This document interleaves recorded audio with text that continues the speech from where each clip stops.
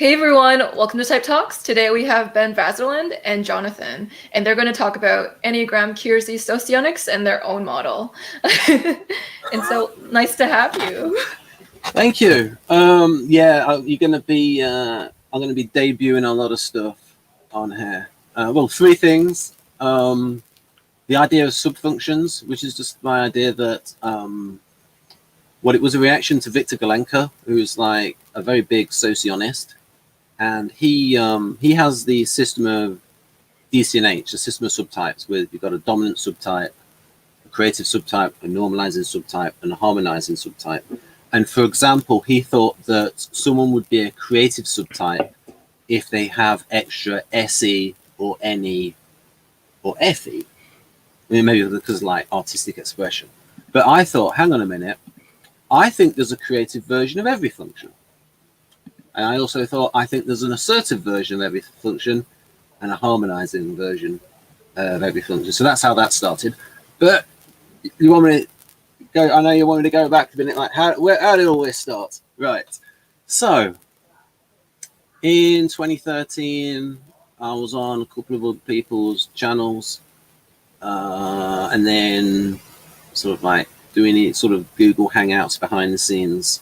And then the first Google Hangout I hosted was with Elena Ames, ESFJ, and she has that name publicly on YouTube. YouTube channel's listed as that. And it was about, it was SWEB, Socionics with Elena and Ben. And just after that, Elena invited me to an event with Victor Galenka, where people were paying to ask him questions.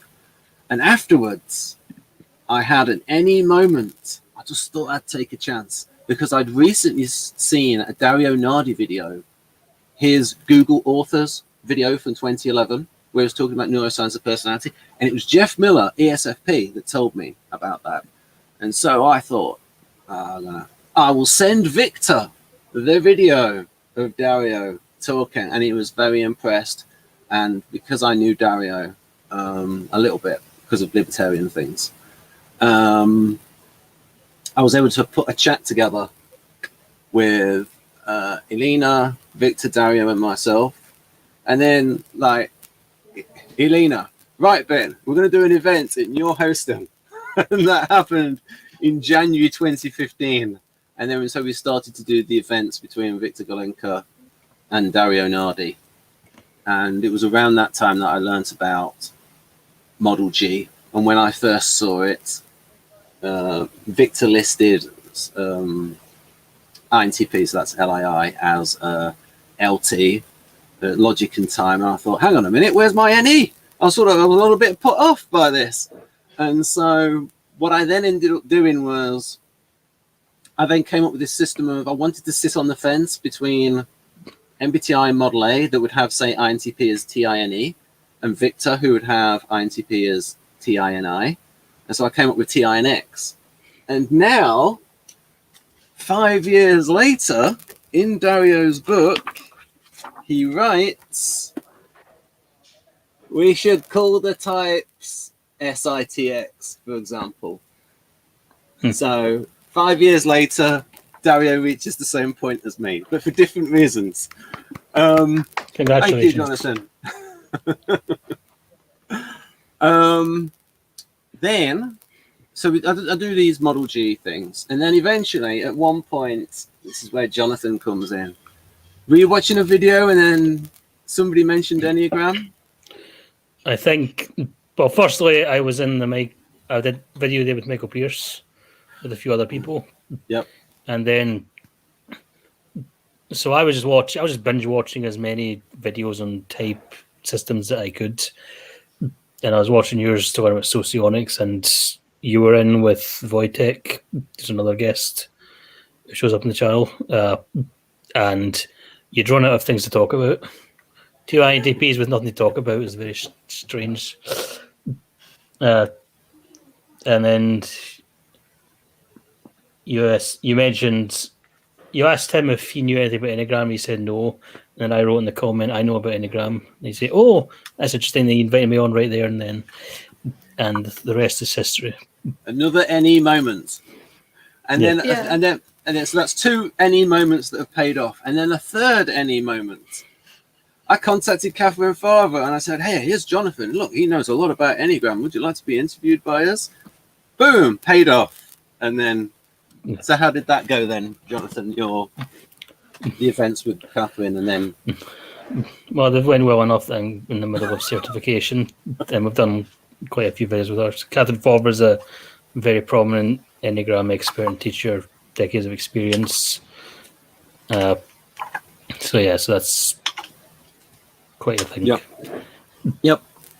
That's quite the good SI history layout of this whole shebang here. Thank you for providing that. And so there's a little bit more. There's more. Yeah, definitely.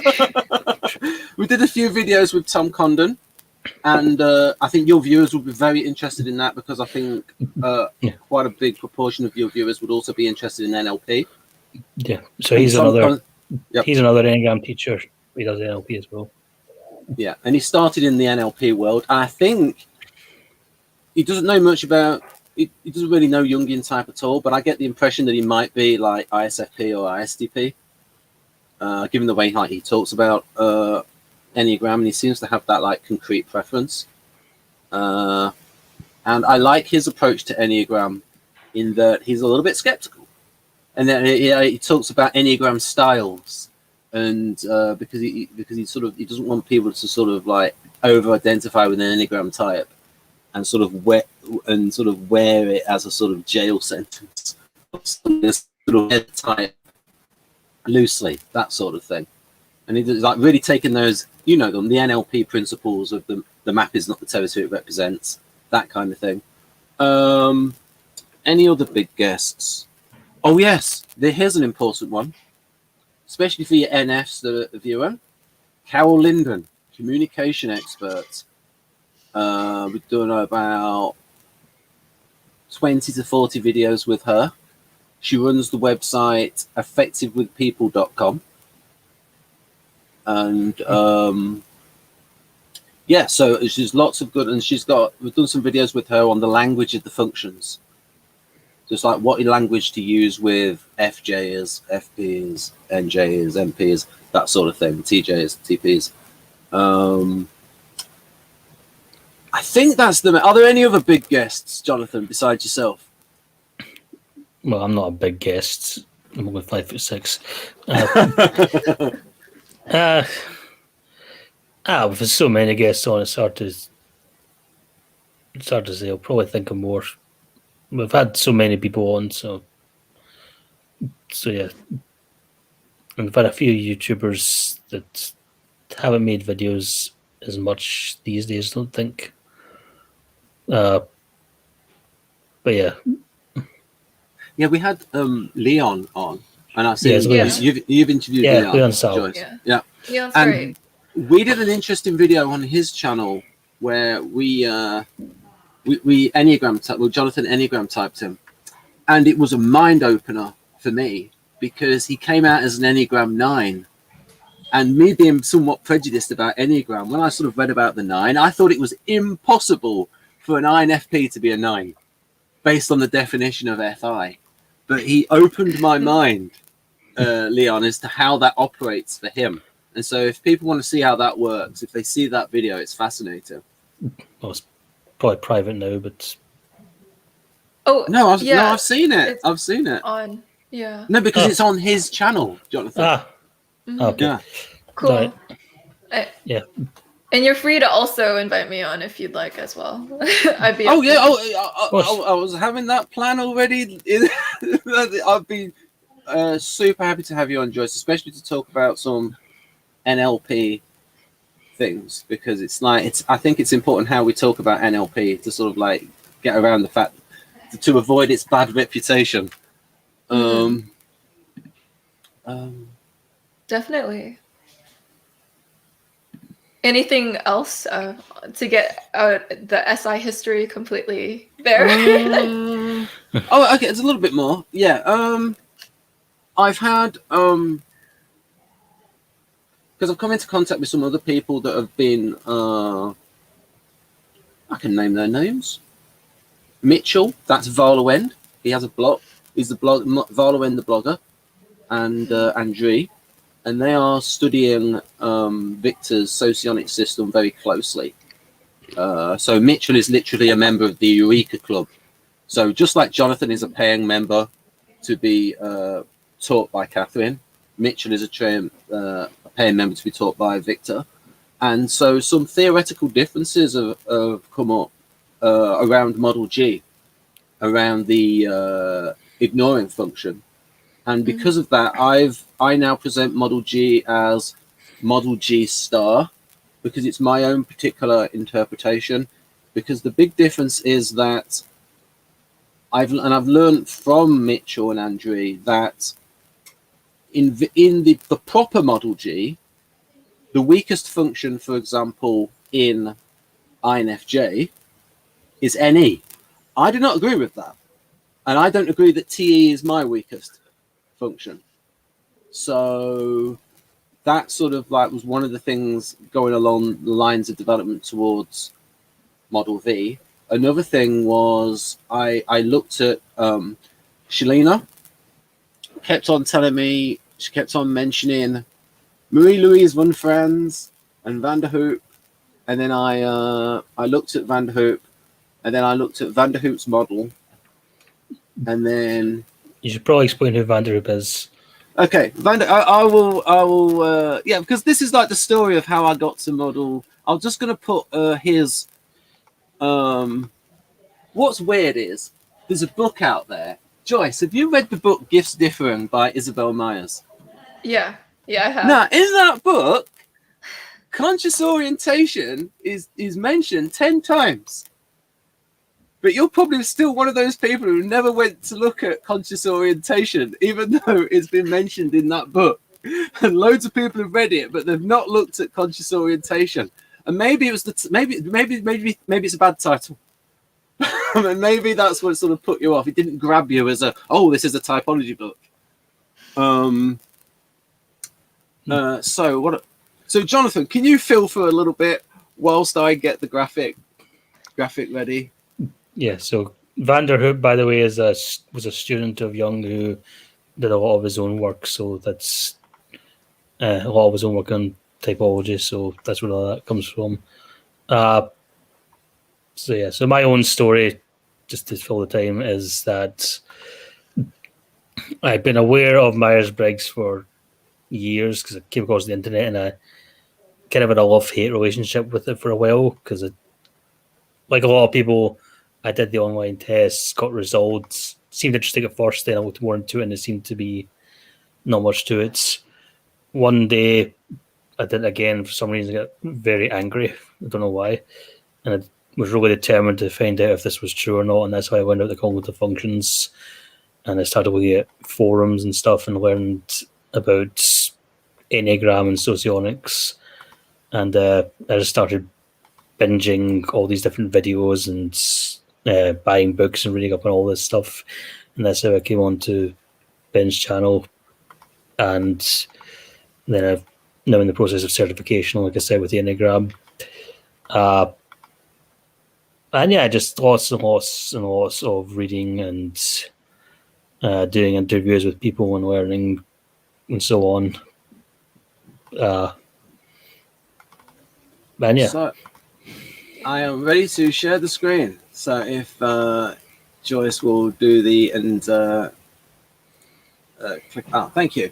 So this is the back of his book, and this is his. I call it his rings model. And so there you can just see that as like, and I like this little thing that he's done there with. This is Vanderhoop, by the way. Yeah, this is Vanderhoop. Yes. I like the idea that the introvert has a little bit of access to the unknown self, and the extrovert has a little bit of access to the unknown world, but it's more of a wall in terms of access to the unknown self, and that sort of makes sense because they reflect less often.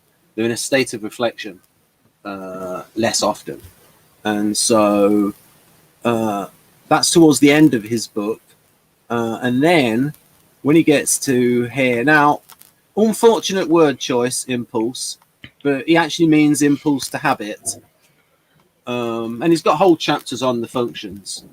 But I mean, world as possibilities. I think that's NE. Well, I think they line up to our pretty much modern definitions of the functions. Unless you wish to object. It's just impulse to sort of put, because we associate that with SE, impulse. And the thing that will strike you, sphere of instinct, is gone and renamed sensing to instinct, and we'll get onto that later. It's a bugbear of mine. And then when he does his rings model, this is his model of INTP. And so what we have here, an 8-function model in 1937. An 8-function model. And so originally in Model V, I called it a nucleus and a counter nucleus because of what Vanderhoop's done here, like you've got counter nucleus. And so I thought, I'll simplify it and I'll make this the counter. Because if you notice here, all of these functions that are within the default field of consciousness are NT functions. And there you've got the SF functions within the counter nucleus. And so that's similar here to Model V, where I've put the NT functions over there and the SF functions there, because I call these the club functions. And in Dario Nardi's data, he said that, so for example, here, so this would be a Model V of INTP, where this would be the strongest function. 2nd, 3rd, 4th, 5th, 6th, 7th, and 8th strongest function.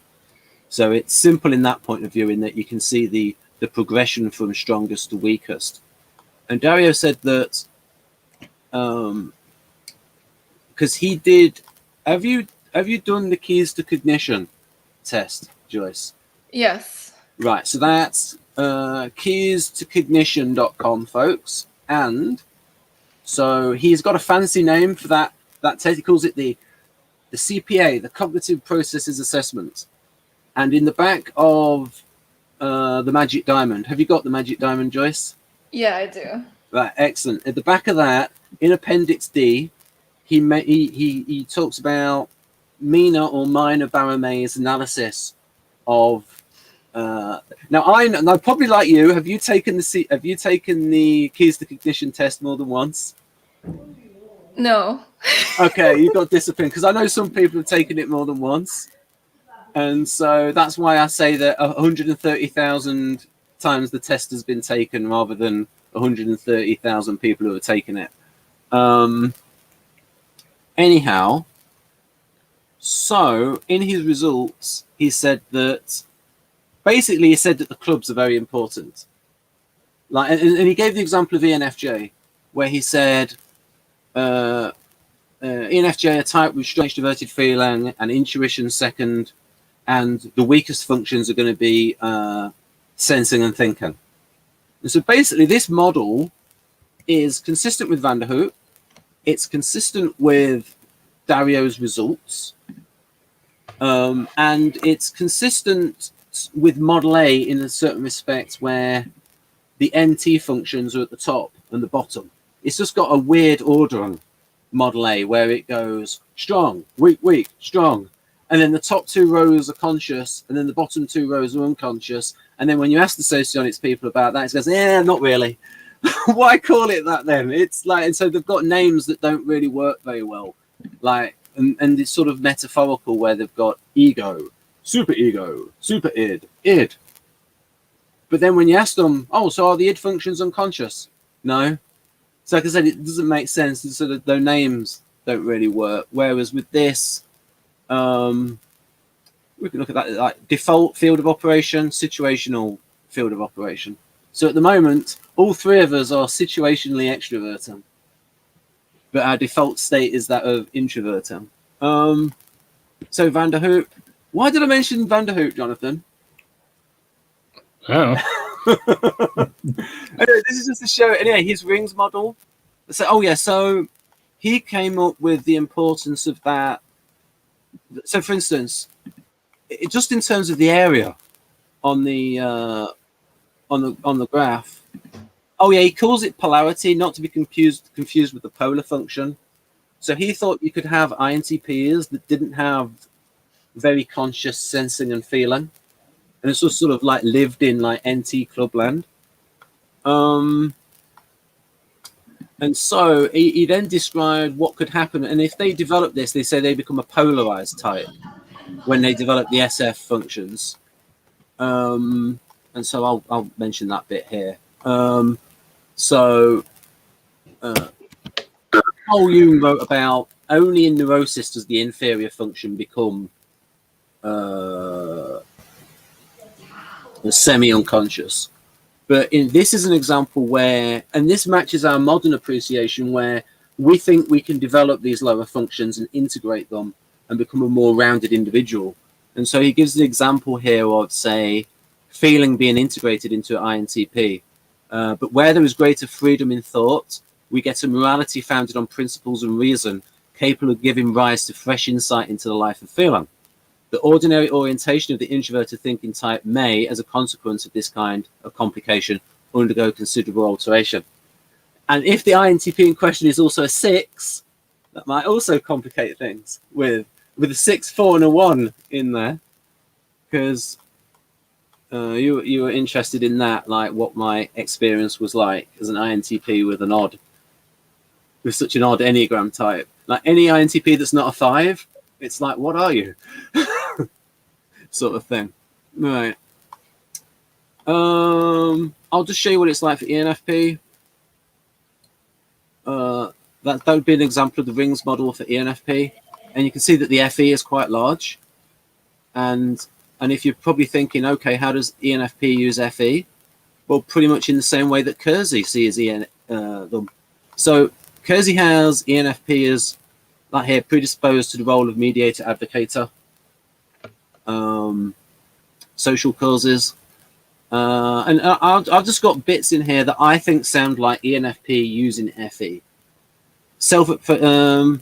These people often possess a remarkable ability in the presentation of ideals and plans in a vivid manner, making use of their personal relationships to realize them, owing to the charm with which characterizes these people, in whom feeling and intuition are combined, and to the persuasive force of their intuitions, they're often capable of exerting powerful influence. And then, when in a state of introversion, their subsidiary function manifests itself in a more independent form. So it's almost like when ENFP is in a state of extroversion, their feeling is more extroverted. And when ENFP is in a state of introversion, their feeling is more introverted. So, again, more independent form, and it's more like an FI dom. So yeah, but we can get onto that. Is that? Yeah, that's model. Yeah, that's model V. Yeah, for them. Yeah. Right. I feel like I'm rambling a bit. So yeah, that's a little bit abstruse. So what I was thinking is that in order to give the audience something like solid, like why are we here? Let's give them something they can use. Subfunctions. Yes, that was it. Subfunctions. So I can sort of get your thoughts on this. Oh, a student of Jung. Oh, very good, Jonathan. Right. Yes. And he was a psychiatrist. So you've read Dario's. So Joyce, you've got Magic Diamond. Have you read his book, 8 Keys to Self-Leadership?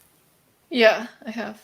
Right, excellent, excellent. Because some of these definitions are influenced by Dario, because especially for sensing, his sensing definitions, because Dario's definitions really are. I mean, Dario's definition of SE and SI really is coming from the temperament, because Linda Berens massive on temperament, and Linda Berens was mentored by David Keirsey, and so Linda Berens thought, oh, I like temperament, but she also likes functions, and she tried to integrate functions and temperament, and I think she did that well.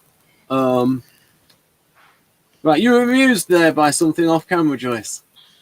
Yeah, because I had a viewer just realize that this is live, and they're like, wow. Yeah. Yes, this is just Ben having a ramble. So, do you agree with the definition I've got there for SE as a core? And if not, why not? I'm prepared to change it. It's definitely SE. Yeah. SE is like a fluidity and adaptability with the outer physical world. Yeah. Yeah, and also that's one of the self-image words of artisans. Artistry, audacity, adaptability. Adaptability, yeah, is one of their self-image words. They see themselves as adaptable. Also, and so, how much do you know about Socionics, Joyce? I don't know anything. Okay, that's fair enough. Okay, so Socionics. So Jonathan, could you give us your metaphor for how you treat Socionics? Well, first I'll explain what Socionics is. So Socionics was developed by a doctor named Astra in the Soviet Union back in the 80s. It's basically a combination of Jung's theory and something called information elements, or information metabolism. Yeah, information metabolism. Anton Kapinski, I think. Yeah, so a Russian biology theory or whatever. So basically, it's coming from the same place as MBTI, but they define the functions slightly differently and they use slightly different terminology.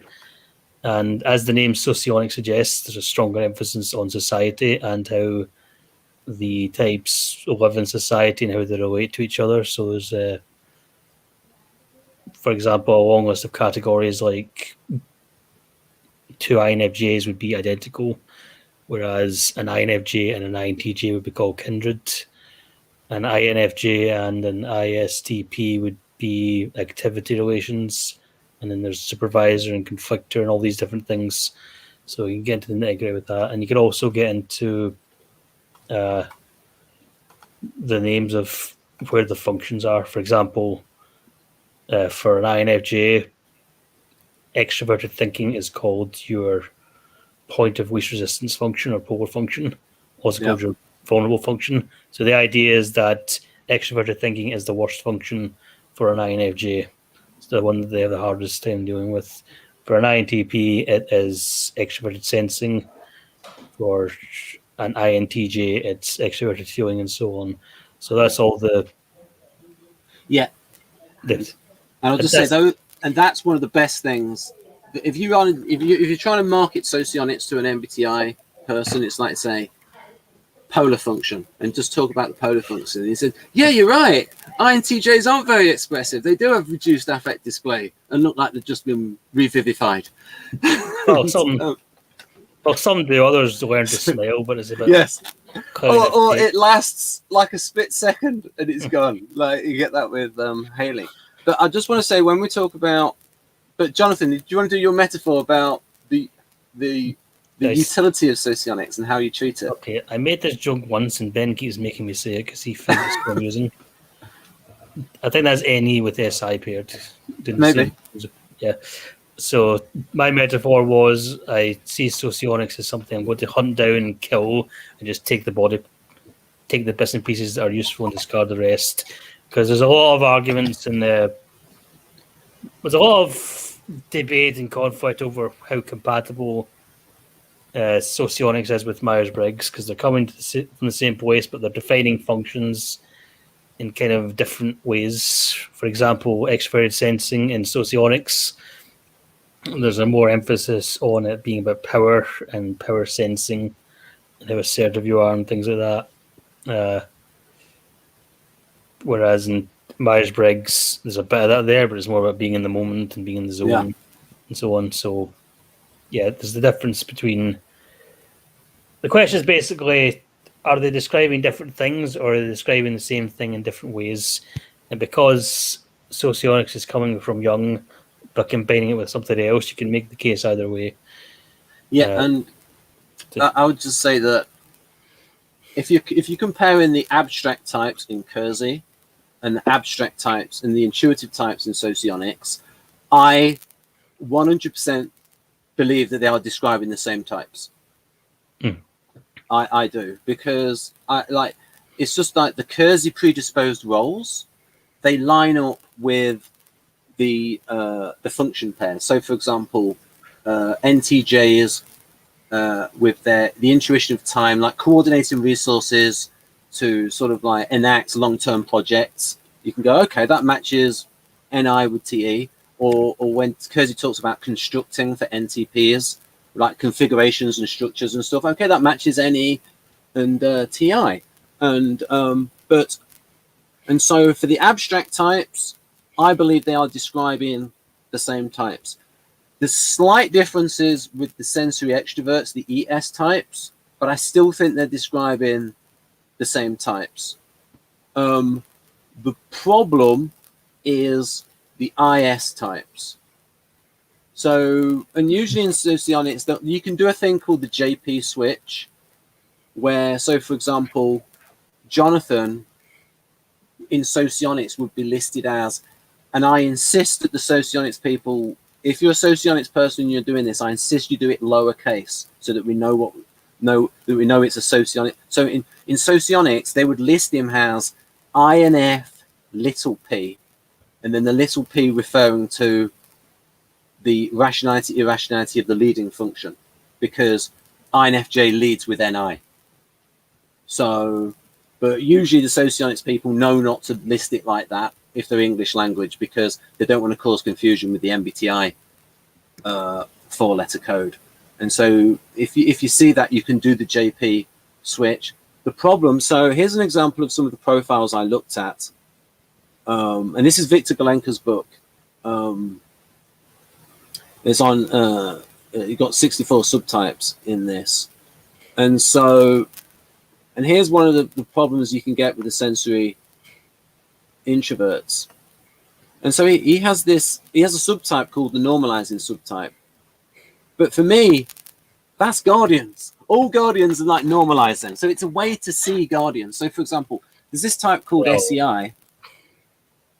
Go on, Jonathan. I was going to say the normalized subtype is like the SJs of every type. So yeah, good point. I'm the normalizing subtype of INFJ, so I'm an INFJ that's might seem a bit more SJ-ish in some respects. Yeah, and that fits your one as well. You're a little bit of Enneagram one. I'm a type 1 in Enneagram. Yeah. So, but this is sort of where it can get complicated, is that you can have subtypes. One of the subtypes, I mean, normalizing subtype, on the whole, I think SEI, for example, and this is still SIFE in Socionics, will read like a Keirsey ISFJ. I call it KBN, Keirsey, Behrens, Nardi, because I don't really look at the MBTI profiles. I've only got books by Keirsey, Behrens, and Nardi, and I think they're of a higher status. Like, you've read Dario's book. Like, he's a smart guy. He knows what he's doing. He's put the time and effort in. He's doing the science. And then you've got Keirsey, was like a proper psychologist, and Behrens. It's like the bridge between those two. So I would say that matches ISFJ. But here's the weird ones, is when we get to something like this one, LSI. One subtype is like ISTP. It even mentions like working on car parts, and it's like all like the cliches that you get of like ISTP from MBTI and Keirsey about like them being a mechanic and stuff and working on stuff and being a good fighter. That's in the profile, that's in the subtype profile of LSI, TISE. The problem is the core type sounds like ISTJ, and it's even called the inspector. So it's like, it's almost as if Victor is trying to correct a mistake that's occurred at a higher level. And I'll explain why I think that mistake has occurred in a moment.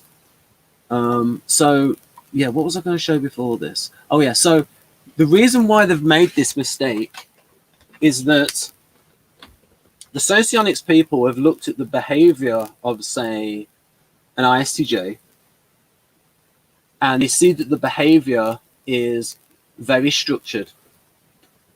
And so they go, oh, that's structural logic. And they've got a slightly different definition of TI. They sort of define it as the logic of laws. And so when they look at an ISTJ, they go, oh, that's very rigid. That's very logical. That's very structured. But from our point of view, because MBTI has been influenced so much by Keirsey, we look at it like this: it's the temperament that leads to those actions. And what Socionics is doing is it's pointing at the actions, say, of ISTJ and saying, oh, that's logic and structure. But what's led to that is the SI, the wanting consistency with the past and your own sort of subjective, and because of an instinct of minimizing risk, of an attitude of if it ain't broke, don't fix it, of looking towards an authority to do things in a way that has worked before. And so that and when you combine that with T, it sort of leads to structured behaviors. And so because they've misunderstood that, they end up with types being misclassified. And I can prove it. I've got like 6 different ways to prove it. One of them is, for example, that someone on my channel, so this is the really disappointing thing about Socionics, is that it's got so many great ideas in it. Intertype relations, romance styles, an 8-function model, but it's got this quarter of it when it comes to these IS types, where it's just heavily problematical, to say the least. But I can give an example, because you know Dario's work. So on my channel, Fowler, who in KBN would be ISTP, TISE, and she was EEG'd by Dario, and she had more activity in FP1, prefrontal 1, than prefrontal 2.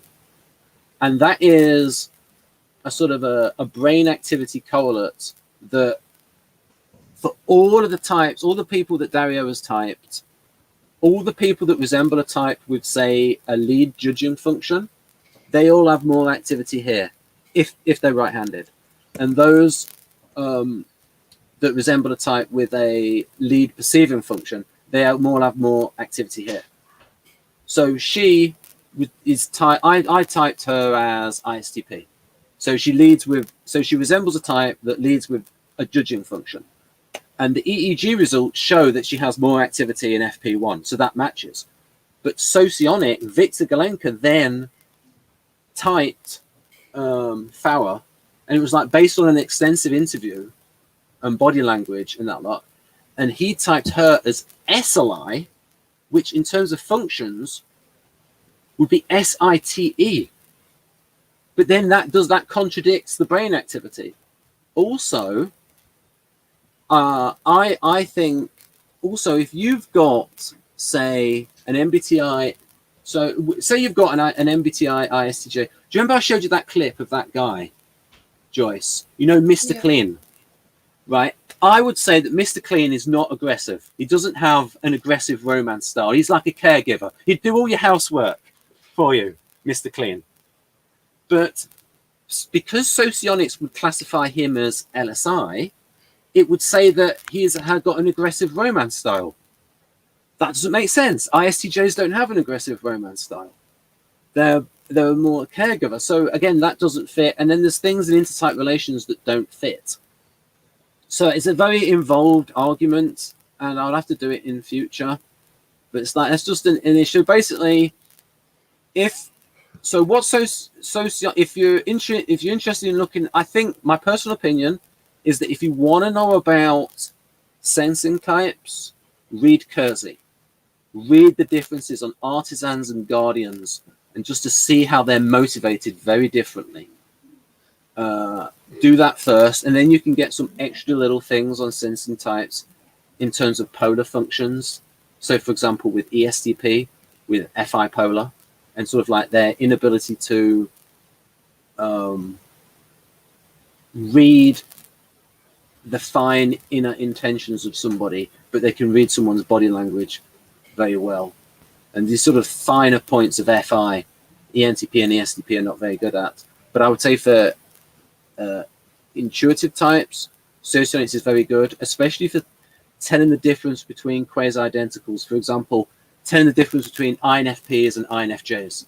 Socionics is very good at telling the difference between those twos. because it has predictions about their romance style.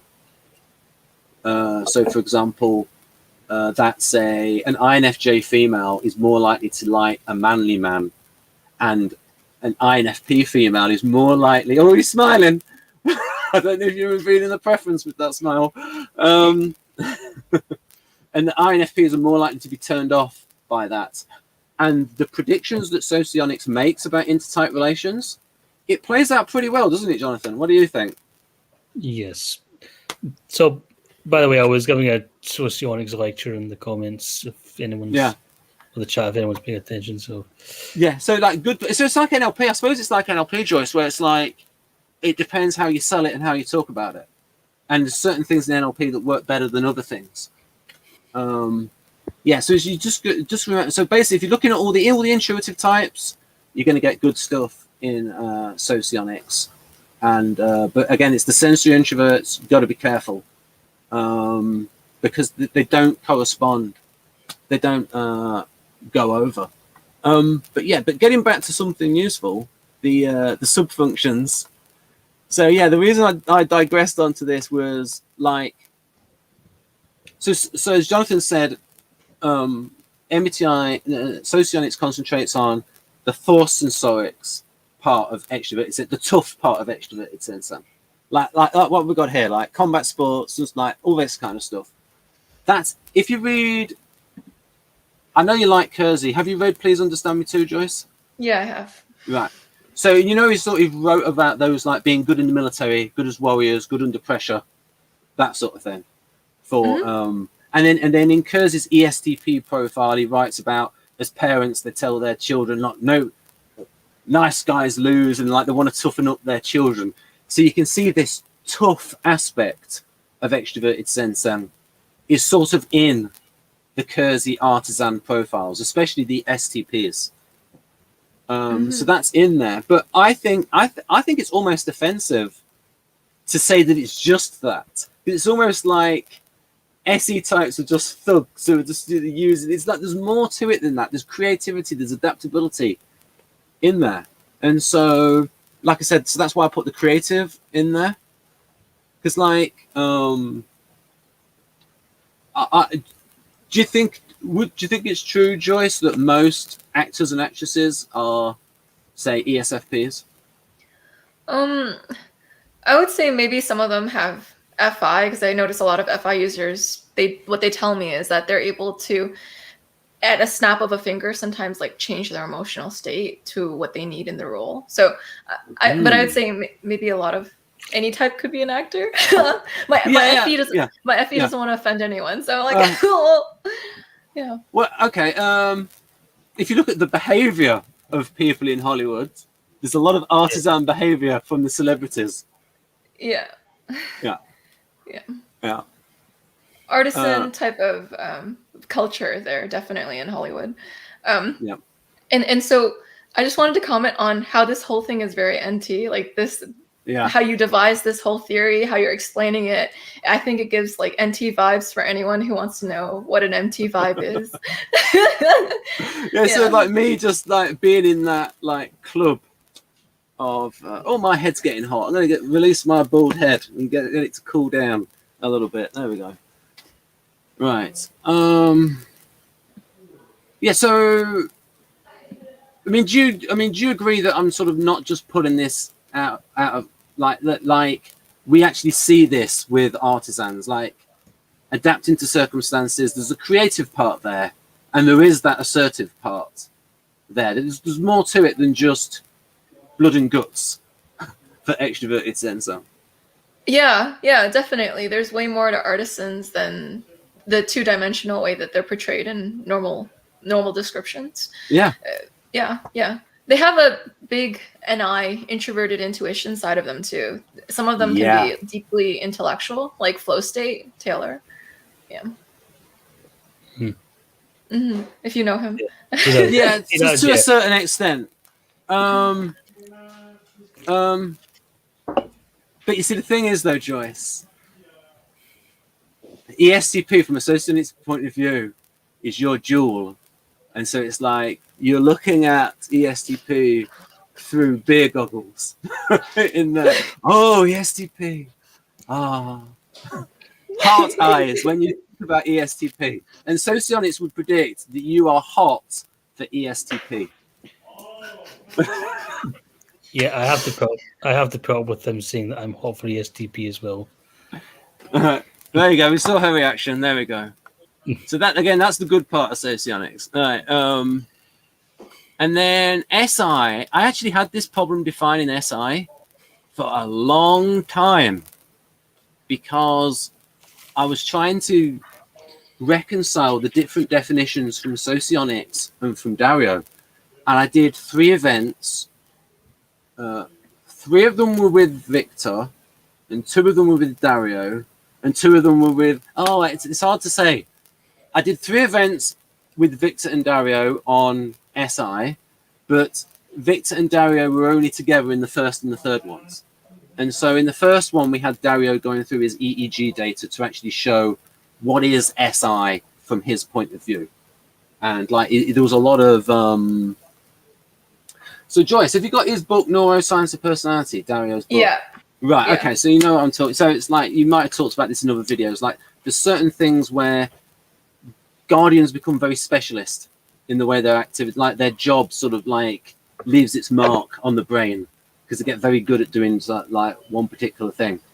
Well, not just one, but you know what I mean? A few things they can really hone in and become masters of it. And you can sort of see that in the brain activity.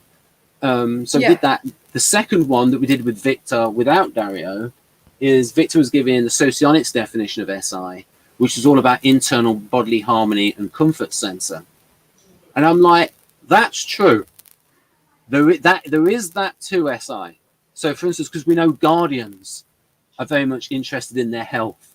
And as Keirsey wrote, most medical doctors are Guardians. Most nurses are Guardians. And as Jeff says, I love Jeff's quote about this, Guardians will tell you about their medical problems. That is just true. So we can see that Socionics has captured part of the truth there. And so I was trying to put these all together. And then also, there was Carl Jung's definition of SI, which was like, and so I thought, so I've tried to integrate the 3 different definitions of SI that we have. Carl Jung, where he's talking about, you know, the subjective sensing, almost like the artistic eye, the vision of the artist, the individual idiosyncratic vision of the artist. You've got the way we understand it in MBTI, which is very much like essence of guardian, like the instinct of guardians to want to go towards authority and follow best practice, that sort of thing. And then the Socionic, and then the Socionics version, which is the comfort sensing stuff. So I think that's all of those 3 are parts of the puzzle that is SI. Because when we look at Guardians, we see that, oh yeah, I have a question that I would like you to ask a guest, Joyce. Every time you interview a Guardian, I know there's not that many on YouTube involved in typologies, ask them, what do you think of description in novels? And I think they like it. I think they like lots of sensory description in novels because to them it's very evocative. And to me, that would be an example of their imaginative subfunction of SI. And I have this thing where, like I've got here, that it might not necessarily be expressed for temperament reasons because the arts is not a stable career from a Guardian point of view. Like they'll probably want to do a proper day job and then put their artistic interests to one side. Whereas an artisan is more likely to pursue a career in the arts. So I put here, many imaginative Guardians are frequently uncreative as a profession because they see the arts as too risky a career. Also, the temperament goes to what has already been created, i.e. the conventional. So Guardians are more likely to be derivative stroke classical. And then I've written here, I know some ISFJ resemblers who write poetry. Jamie, Natalie, they're on Twitter as that one ISFJ and that chill, and something like the chill ISFJ. I think that they've got Twitter names like that. Yeah. And they both write poetry. Yeah. And they're both guardians. So I could say, I think that's an example of the imaginative subfunction of SI. And I think that ISFP could actually use SI more to that end, just because the type is overall creative, because it's an artisan. But the function is, because SI is a strong, unvalued function in ISFP. But that part of SI that's about imaginative. So any questions, Joyce, about these subfunctions of SI? Yeah, it's really interesting. It's really Jonathan's thinking, who's the host? Look, what I like to say is, like, when I invite on an extroverted intuition user, what will happen is they'll talk over everyone. It's NE likes to generate all the ideas. So when you're talking about one idea, it'll lead you to another idea, and then you'll keep talking. And it's amazing. I love it. I love it so much. I feel like you really show your function stack through your theory. So you tell us about, like, the SI and how you define SI, and that's super SI to define SI that way. Like, to look for the particularity of the definition of SI is very SITI of you, Ben. So it's amazing. I love it. I love all of it. Part of it is I don't want to pretend. I don't want to pass off somebody else's work as my own. I want to give the credit to. Part of it is wanting to give credit, and another part is maybe a little bit of the SI and maybe a little bit of the 6 in terms of saying, well, it comes from Dario. Dario said this. Jung said this. Victor said this. So it's almost a little bit of that, like appeal to authority, but it's coming from a place of honesty.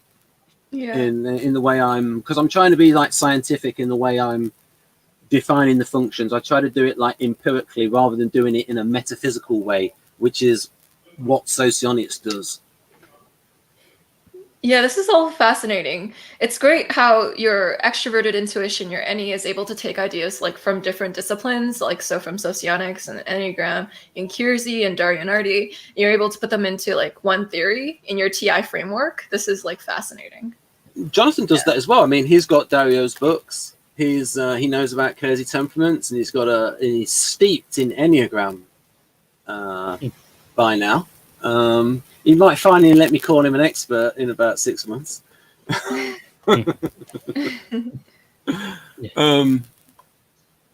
So, are there any other features of SI that you reckon I should put? Because you know about functions, Joyce. You're qualified. Is there anything else you reckon I should put in here? So it's a lot to read in a little sitting. Sorry. My introverted intuition needs to, like, sit on it and, like, process it and tell you, like, in a few days. Yeah. Okay. Mm-hmm. So I do. So I was inspired by Victor Galenka's, like, DCNH, and originally I had a normalizing subfunction in there, but really it was just sort of repeating the assertive, but just sort of less assertive. And then I thought, hang on a minute, there isn't really a normalizing subfunction, and I thought I'll just put that to the core level, and so that's why it's down to 3 from 4. And then okay for NE. Let's see what you think of this.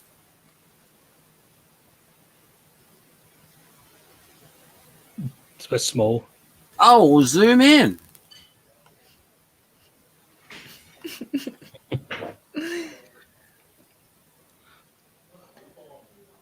Yeah, it is trans-contextual thinking, non-linear thinking.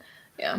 And also that's nicely opposed to the I like because, like, Dario's got SE as immersing in the present context, and so then you've got trans-contextual thinking as the direct opposite, where it's mutually exclusive, those two things. And same with NI and SI, because if we define SI according to the temperament, so if we define SI as, like, the essence of guardian, as if it's a cologne or a perfume, and it's like, we would say that SI is about stabilizing the situation, doing things as they've been done before, because, like, that's stable, that's solid. So Yeah, the tried and true. Yeah. So SI is about stability, and NI is about development. And development and stability, again, they're opposites. And so this is sort of like a TI argument, you know, where you want your definitions to be opposites of each other. So, and then, again, world as possibilities. I think you especially see this with ENFP, actively exploring stuff. And it's like, why did you go to that country? Like, it's like you hear when you like with ENFPs, it's like, why? It's like, because it's like their curiosity just drives them. And it's like, I think, well, oh, that's dangerous. Why did you do that? But again, the world has possibilities. See, that's how we know you're a 6.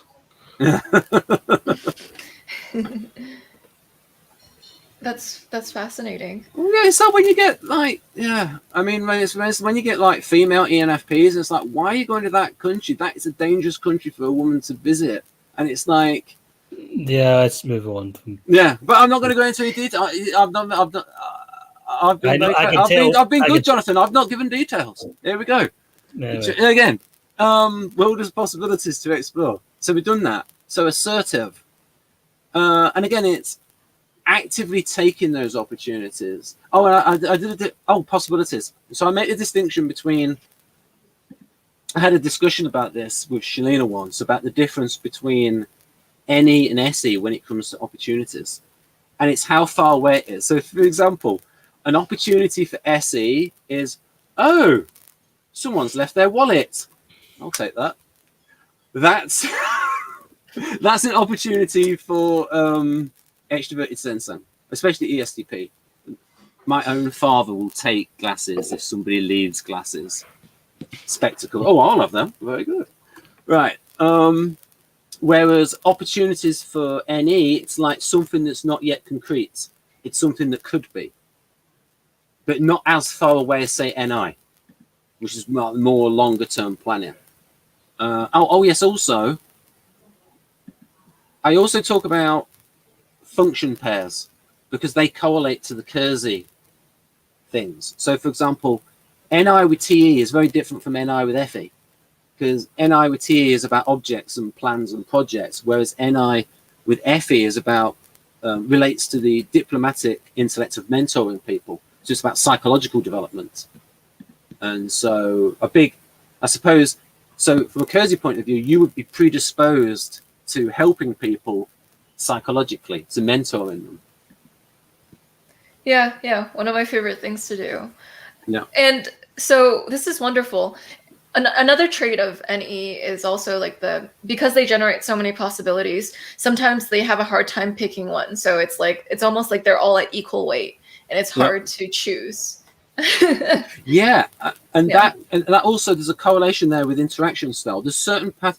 Do you know about the Linda Bowen's interaction styles, Joyce? Yeah, I do. Right. Excellent. So did you ever think about the sort of like the function correlates to the interaction styles? Like, oh, I wonder which functions are involved in here to make. So what were your sort of thoughts on that? Yeah, it's been a while. So INFJs, they have the chart the course style, right? Yeah.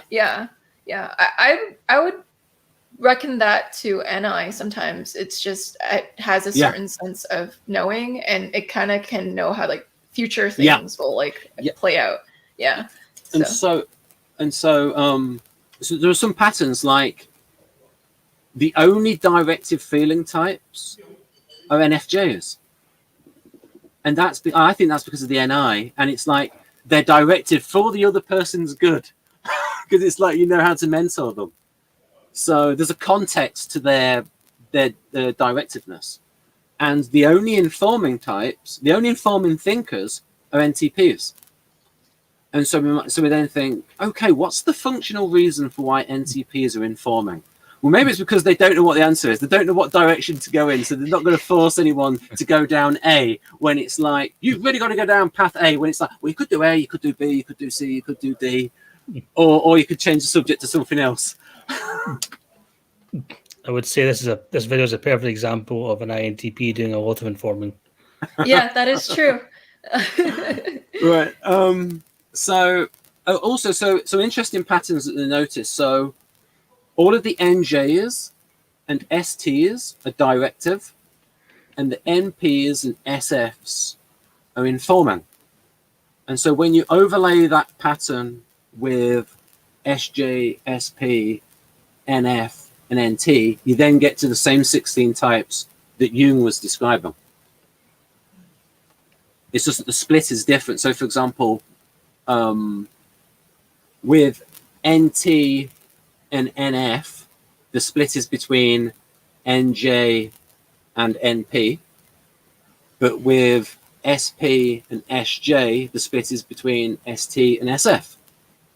And so people would say, oh, the Keirsey temperaments are not symmetrical because you've got that cut where you cut it. One of the cuts is between NF and NT, and then you don't go SF and ST. So it's like they'll say that's an uneven cut. That's asymmetrical. We don't like asymmetricality.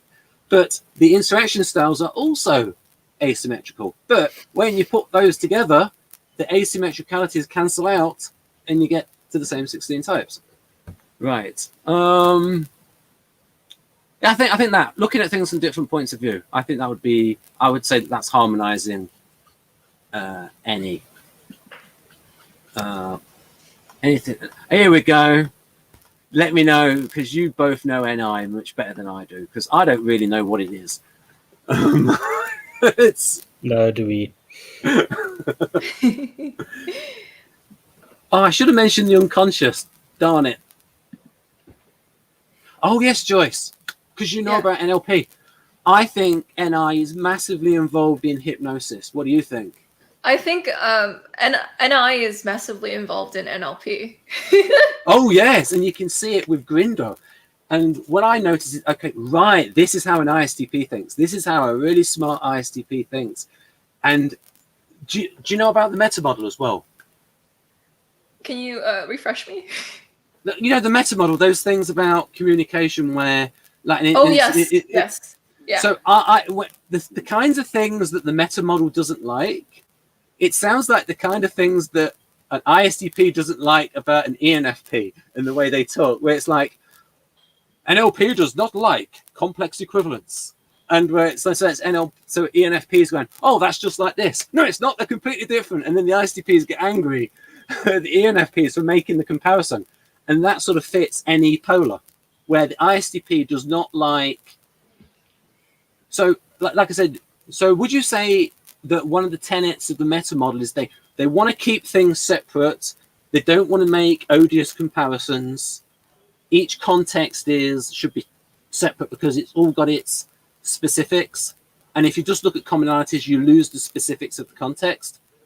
I think that's sort of like the ethos of NLP, because a lot of it is, I see the valued functions of STPs at play when I look at NLP, like all the SE stuff. You've got to focus on the moment, all that sort of stuff. The focusing on body language, the congruency, being in the moment, that sort of stuff. Also FE valuing as well, in like mirroring other people, and like, you know, in order to gain rapport. It's like a surface kind of rapport, isn't it? By just mirroring the other, like not like literally their body language or their breathing pattern or their energy level or the keywords that they use. Very FE. So yeah, I can see the type, and also they have like the way they talk about the unconscious. It's this like great, wonderful thing. You can see that they are in love with NI. That's a sort of the impression I get with NLP. Like they're always banging on about unconscious competence, and it's like, yeah, you can really see it. There's an ISTP like writing a love letter to NI, and then their whole model of how Erikson worked. I've got a book for you. Have you read Erikson's book called My Voice Will Go With You? No. Okay, it's got all of it. It's got a lot of his teaching tales in there, and you can actually see his hypnotic patterns at play. But most of it is just really good, like use of metaphor, and it's got some funny jokes in there as well. Right. This is fascinating. Yeah. So, audience members, this is a really good example of extroverted intuition bouncing ideas off of others to kind of gain more intuitive insight. But then the thing is, like, me and Jonathan were NI users, so we're like, yeah, Ben. Okay. It takes us a while. Like, we're a little slower with bouncing ideas. And there's this really interesting thing you do. Like, so Ben, you'll have a new thought, and you'll go like, and also you'll preface a new thought with that. And I'm like, that's so NE. Well, Yeah. we could change up the pace a bit. Maybe you've got a sort of like an NI question for Jonathan. I don't wish to burn you out. No, this is great. I love all of this. Yeah. Yeah. NLP is very NI in the sense that like NI tends to be one of the things that it's ascribed to is seeing the patterns in its own mind and in other people's minds. And NLP is good at understanding how the mind is as a abstract concept. I don't know. I don't know if I'm explaining this well. NI being put on the spot. Yeah, it's That's why I okay. don't realize. Yeah, NLP is like, it took me a long time to get to a point where I could talk about NLP because it's like lots of little separate techniques. And it's like, and I'm still at that point with Enneagram where I really can't talk about Enneagram in an articulate way because I don't have enough understanding. I don't feel I understand it in enough depth, Enneagram. Whereas Jonathan, very good at talking about Enneagram. And he has the knowledge of the Jungian type, so he knows how it varies, for example. So, for example, Jonathan can talk about a 6 and know how it varies by Jungian type. And we did a series in 2019, 3 events. How does the 6 vary by Keirsey temperament? Because when you read the 6 descriptions, they sound too guardian. And so we did, what does an NF6, and it was actually Janae's idea, an INFJ6. And she wanted to know, okay, what does an NF Enneagram 6 look like, an NT Enneagram 6, an SP Enneagram 6, and an SJ Enneagram 6. And so I think that's useful out there for we E6s that aren't guardians. Also, Yeah. I did an also. Go on, Joyce. Yeah, your NE's like, and also, it's amazing. I love it. And then you'll connect it to another NE, a desperate field, like NLP, and you'll go like, oh, it reminds me of this, and it's amazing. Yeah, but I mean, yeah, go on. Oh, yeah. So I want to add a bit to NI. So you wrote archetypes. So yeah, NI is associated with archetypes because I kind of see NI as seeing the cycles of things. It can see the broader cycle of how things will play themselves out. So it's predictive in that sense. Everything has an archetype. Archetype is a cool way of saying like broad pattern. And if you understand that broad pattern, that underlying meaning, then you can infer like how it's going to play out in the future. So because like you told me, Ben, NI in Socionics is called time. And so it's able to know how patterns play out in time. Yeah. Yeah.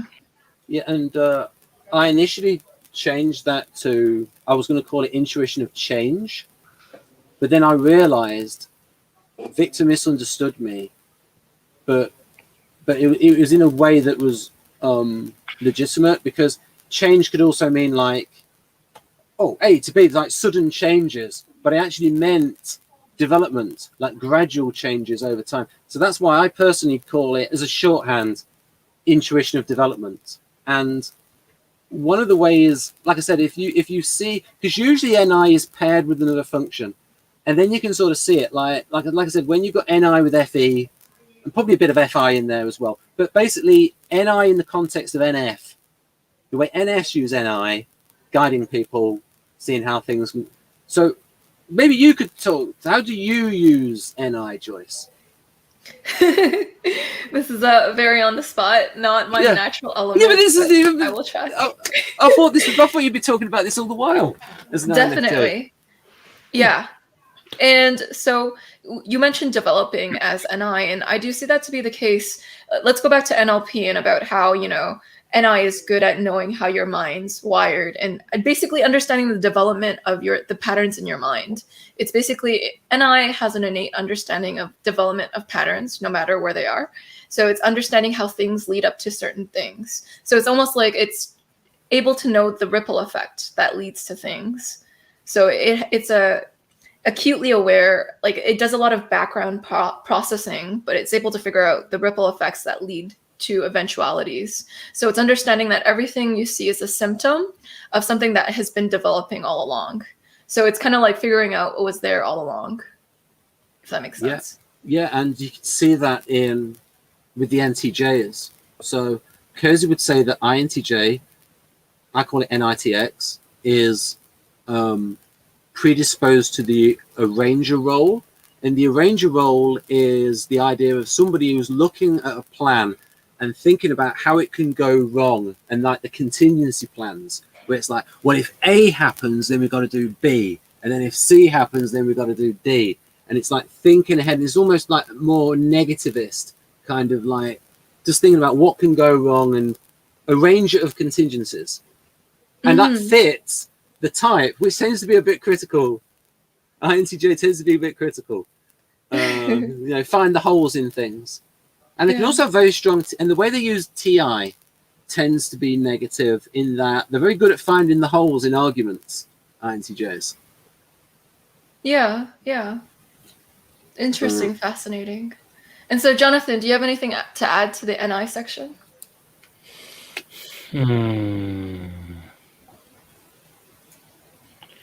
Well, personally, I'm not much of an artist. But you see art.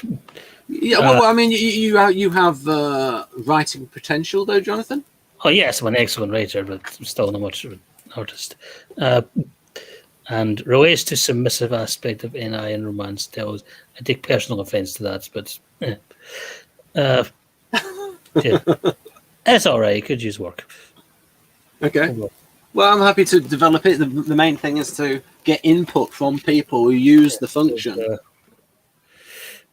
The thing with NI is it's always on if you're an INFJ or an INTJ. So it's constantly, it's really hard to describe. That's another trait of NI. I associate intuition in general with abstract thinking, perhaps imagination as well, subconscious reasoning, all these things. It's all broader than just the normal definition of intuition. It's more like going into the mechanics of intuition and philosophical thinking and so on. I wouldn't necessarily associate it with faith, like any type of faith. It's more like it really has a perceiving function. It really has like seeing things in a particular way, viewing the world in a way that other people don't. Like if I remember hearing somewhere that I don't know, it could have been Ben told me, this could be someone else, that like an SE type would be very aware of their immediate environment. Like they might notice the details of a tree, for example, where an NI type wouldn't notice it, whereas a more adult NI type would be suddenly quite aware of like the details of a tree and stuff, and they'll notice these things. They'll notice things that they never noticed before, even though they've always been there. Whereas like someone with weak NI or like an STP that's developed their NI, they'll suddenly start thinking in more abstract concepts as they get older. So yeah, that's how I'm trying to badly describe things. Like Joyce, you could like take a clip of this and just that begin at the start, like the first 30 seconds, the body language of Jonathan, like all the things he was doing with his hands, like showing he was going into an NI state, like all of those gestures, brilliant gestures of that was all good because that was like legitimate. It wasn't done for effect. You notice these things when you're doing events with each other for about 6 years. Absolutely. There's also a way that NI is put that I enjoy too. It's the elephant metaphor. So it's 5 blind men and the elephant. It's also in Daria Nardi's book where, you have one man feeling different parts of the elephant. Like each man is noticing like the ear, the other man has the tail, the other man is riding the elephant.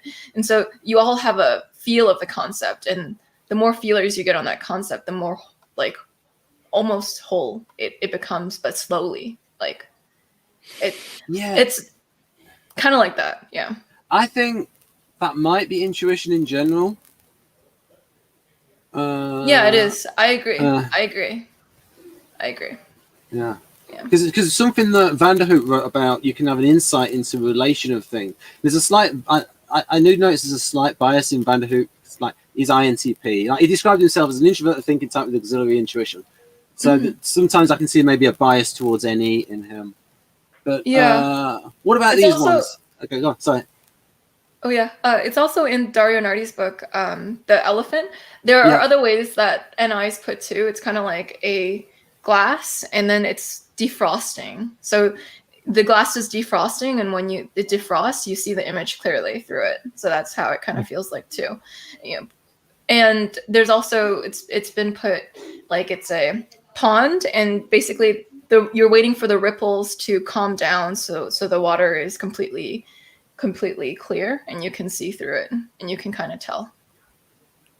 If that makes any sense. It's almost like it's a settling of intuition.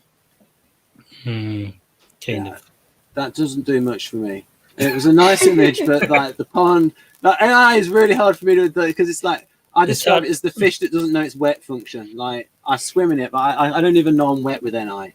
I think I might encounter it as something that leads my thoughts in a certain direction before I've thought it. Might be the way I experience it. Yeah. As worth pointing out that the INTPs, their NI is just as strong as an INFJ or an INTJ. It's just less preferred. They prefer the NE. So INTPs and INFPs, they still have very strong NI, but it's almost like it's more unconscious for them than it is for us.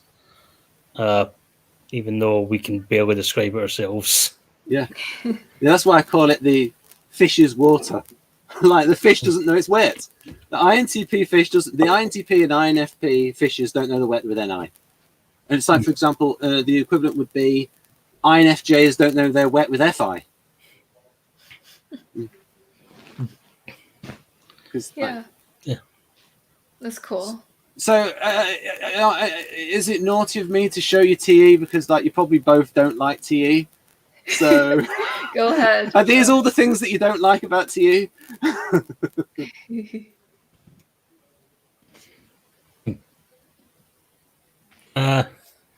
Except theoretical. Why is it theoretical? I would say that, like, things with theory of evolution, side and stuff, that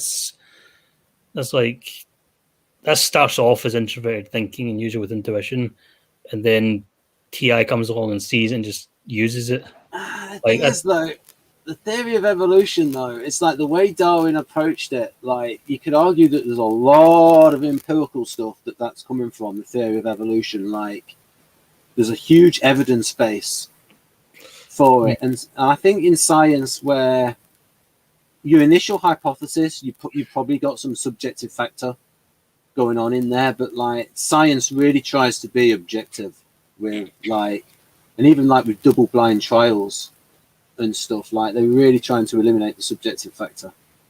Well, isn't TI trying to do that as well in its own way? Yeah, it depends, because like there's really good TI that most TI thinks it is but isn't. Like, you know, like when it's really solid reasoning that you can't, and I'm not going to give examples because it would be a digression, but you know what I mean. Not all thinking reaches that level of the super duper TI that cannot be argued with and is absolute truth. Most TI is just speculative stuff that's internally consistent. Yeah, I would say that extroverted thinking is just taking what extroverted thinking has created and trying to apply it. So it's like almost like it's lazy. It's like extroverted thinking is hardworking on the outside, but it's kind of lazy on the inside because it's just taking what's there and running. There's a bit of that. I think there's a bit of that. So kind of like how FE is more aware of what other people's emotions are, and less aware of their own emotions. So it's like, whereas FI, it almost wants to reinvent the wheel from an FJ's point of view, or reinvent the emotional wheel. And I think TI is kind of the same from a TJ point of view. So it's like, I agree with the first part in terms of the accepted laws. Yeah, it's like, I'd say the accepted laws, accepted scientific laws, perhaps. Yeah, I can give you an example, like, say, Newtonian physics. Like, at the time, Kant thought it was like, this is absolutely true. But now we know, well, mostly true for, say, Newtonian physics, because there's certain situations where it doesn't work. But it's like, what is you accept? Because there's like, you can look back in historical eras where, if you would like to interview the people about like their extroverted thinking, it was like, what was the thinking conventional to them at that time? The certain things that they believed in, that they accepted as just the way things were. Like some of the Greeks thought that the blood, they thought the brain was to cool the blood, and the intelligence was in the heart. Wait, were you implying that Kant was a TJ type? No, absolutely not. I'm just saying that. Thank God. Absolutely not. He's like INTP. He is the god of INTPs. Yeah. He even had that. He would even like, he had some inferior FE going along. Like he'd want to socialize in the afternoon for about 3 hours and then tell him to bugger off so he could go and do some thinking. Just picking up the pace, getting up. Did I do TI? No, I didn't do TI, but I'll just put that down there. You've been doing a lot of TI for this entire video. Yeah, I know. Yeah, it's a very, like I said, you can get assertive, like you get a real structure out there. And you can sort of see that, and then imaginative, speculative thought experiment. I think Socionics concentrates too much on TI as rigid structure, and that's why it gets it mixed up with the behavior of SJs. And then again, integration of theories, you could say I do that. And then the subjective, like again, thought experiments, yeah. If you're plotting a novel, if you're plotting things out, and like, what would they do in this situation? And that sort of thing. Subjective based thinking.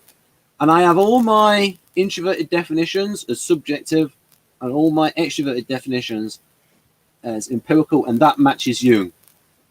Whereas Socionics doesn't properly understand Vertness. Now you go.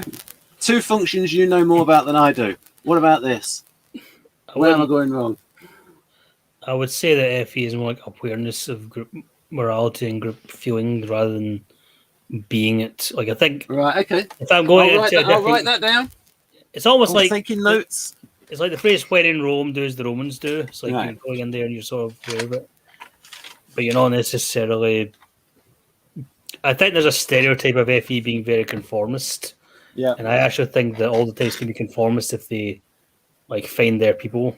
Like FI types can be very conformist when it comes to values, FI values that they share with another group, for example.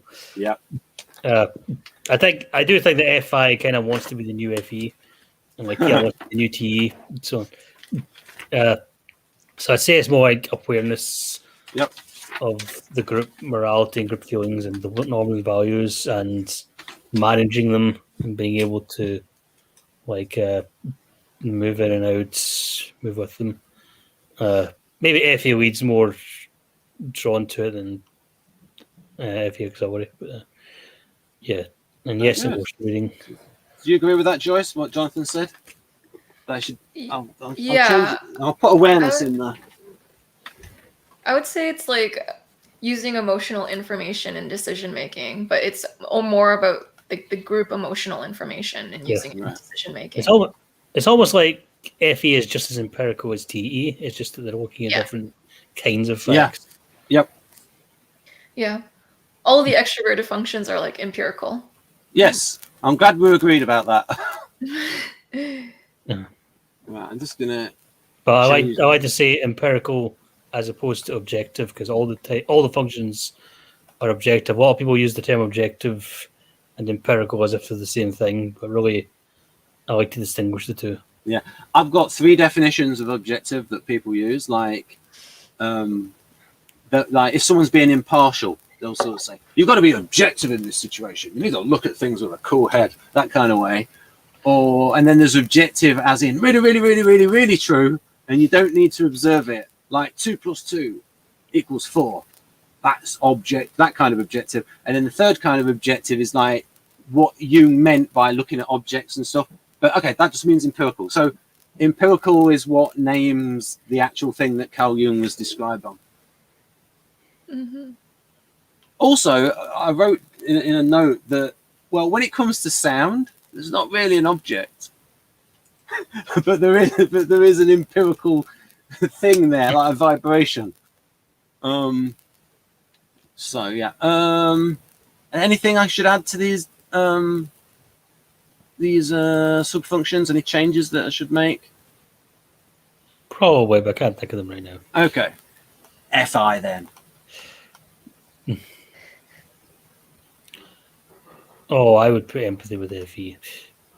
But oh, this is where we have a different versions of there FE. are different types of empathy. Like yeah. Cognitive empathy is a bit more FE. Yeah, I'd like. Catherine has like 7 different types of empathy, actually. So that'd be good to do an event on that. Yeah. So FI is empathic in the sense. Okay, people describe empathy as putting yourself in another person's shoes. FI and FE both do that, but they do that in a different way, and there's a bit of a clash there. So FI kind of puts themselves on the other person's shoes, like they're emphasizing themselves. How would I feel in that situation? Whereas FE is a bit more put yourself in the other person's shoes, emphasizing the other self, almost like changing a bit. But I would say that FI has the ability. So when I'm writing a character, when I'm writing this play. Well, I'm writing a female character that's Christian, and she's like soliloquizing, and she's very upset. My aim was to put myself inside the center of her character, not as myself, but as her. Exactly. That's more That's a bit. So more you're saying that's FE? I'd say it's more FE than FI. So why is it that the FI people tend to be good at that though? Because they get really well. They're still using FE. They're just coming from FI first. I would say if you listen to George R. R. Martin in interviews, I think he's an FI user. He says that all the characters in his books, Game of Thrones, they're all him. They're all versions of him, no matter what they are. Like, because he's trying to speak to this kind of what he sees as sort of universal humanity, common shared humanity. So he started with himself. I think Freud was an FI type, and he kind of had a bit of that as well. Like he was trying to develop a universal theory of psychology, starting with himself and his own experience and dreams. So it's like the FI types kind of a real depth of feeling.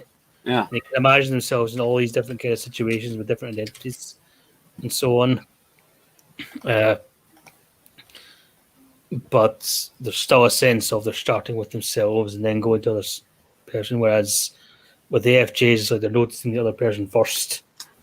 And then in that, so FE is, in a way, FE by itself can be sort of shallow, emotionally shallow. You'll see that more with the FI polar types, like the ESTP and ENTP. Yeah, that's the thing. They're bad at doing that thing of putting themselves in somebody else's shoes as that person, not as themselves in that. But they are quite good at reading people and manipulating. Yeah, I think. So if you look at the way Keirsey describes like NFs, and he talks about introjection, I think FE is very good at introjecting the emotions of somebody. But when you've got this this is highly speculative, isn't it? When you're talking about is it FE or FI when you're imagining what's going on inside somebody's head in terms of feeling states. Well, there's also intuition there as well. Yes. But, yeah, fascinating thoughts. I agree with both of you. I'll say one of the differentiations you can make between FI and FE empathy is FE is synchronous and FI is asynchronous. So FI it happens in its own time. So it's almost like it's not really empathizing for that moment in time, but it's almost like it's time traveling. A lot of FI users will tell me that their empathy exists outside of the moment, almost, if that makes sense. Right. There's a dichotomy in socionics that's I'll let you get in a moment, Jonathan. I just want to say this thing like where socionics has this idea that FI and TI are static, so it's like a configuration, like say a logical configuration or an ethical configuration, and TE and FE are more dynamic. It's more related to the situation. Yes, I agree. So, FE is generally more contextual, and FI is asynchronous. Yeah. So those FI types that told you that were the INFPs specifically, or all FI types? Joyce. Oh, for the asynchronous and synchronous? Well, you said the FI types associate empathy with time. I'm just wondering if those were the all FI types, or if they were just like the INFPs and stuff. Because associating FI with time, that sounds a bit like a combination of FI and NI to me. Yeah, so I guess I'm not describing this or doing it justice. I always feel like I'm describing like 5% of what I actually mean. So I get that. Yeah, you feel me, Jonathan. You're the same way. Solidarity. Yeah. And so with asynchronicity, it's almost like it exists in a time, in a space without time itself. FI, a lot of FI people, they'll describe it like they store FI impressions over time. And so when a situation comes, they're comparing it to like, I see it as all introverted functions store stuff. So FI stores emotional impressions over time. And so when it sees an event happening, it's applying all of those emotional impressions that it's had before to this situation. Yeah. Whereas FE's just seeing the current event for the current event's emotional implications. Yeah. Yes, but there's also that part of FE that has to do with an attentiveness to sort of like the social norms, and like what are good manners, and like those things might something that's more permanent, like the accepted thing, the done thing. But generally, I definitely agree that the memory and past experience is a big part of the subjective factor of something. Like you might have a favorite song because it reminds you of you maybe met somebody when you heard that song or something. Or so yeah, these are my scores from Dario's keystocognition.com. And actually no, this is from his book, 8 Keys to Self-Leadership. And you can see that my NT functions are highest, but I've got that outlier with FI there. With that FI score, but usually the NT functions are quite high. So there's that part of it. Oh, something happened with Jonathan. So these are the contents of Vanderhoop's book. And so you can see like a big part of it is psychiatry of the type, and then it gets so anyway. So what I wanted to show you, like he goes INTP. Look how INTP he goes, Joyce, with like his rings graphic. Like he really elaborates on it. This is very INTP. Yeah, he's gone full INTP there. And so what I've got though is I'll do the graphic for you and Jonathan. I think that's it. So the model V of so the idea being, so Joyce, do you think you're good at all these NF functions? Yeah, I do. Yeah, yeah, it makes sense. And I got this and I thought carefully about having the names of the positions be colorful and easily understandable. And I wanted it to be easy to understand for an MBTI person. So that's why I left in dominant, auxiliary, tertiary, and inferior, and just added a little bit of color. And then, so for example, the idea of backseat driver, that like you're aware of the NE things, you just ignore it. And it's like, I try to ignore it, Ben. But sometimes I'm confronted with the NE. But I sometimes like the NE, right? Without putting words into your mouth.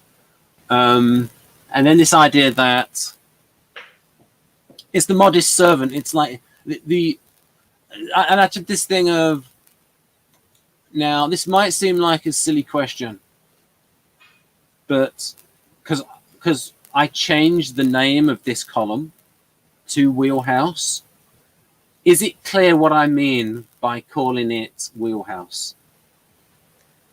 Oh, could you explain? Well, that's the thing, because there's an expression out there called "in your wheelhouse," Oh, and so I was sort of thinking, like, will people understand what that means when I say that these are the wheelhouse functions? mm-hmm. Like, it's like when you're in this area, you feel like you're in your wheelhouse. Mm-hmm. You're in your comfort zone, your area of expertise. When you're so what about you, Jonathan? What about this name Wheelhouse for this column? Yeah, sure. It doesn't matter what.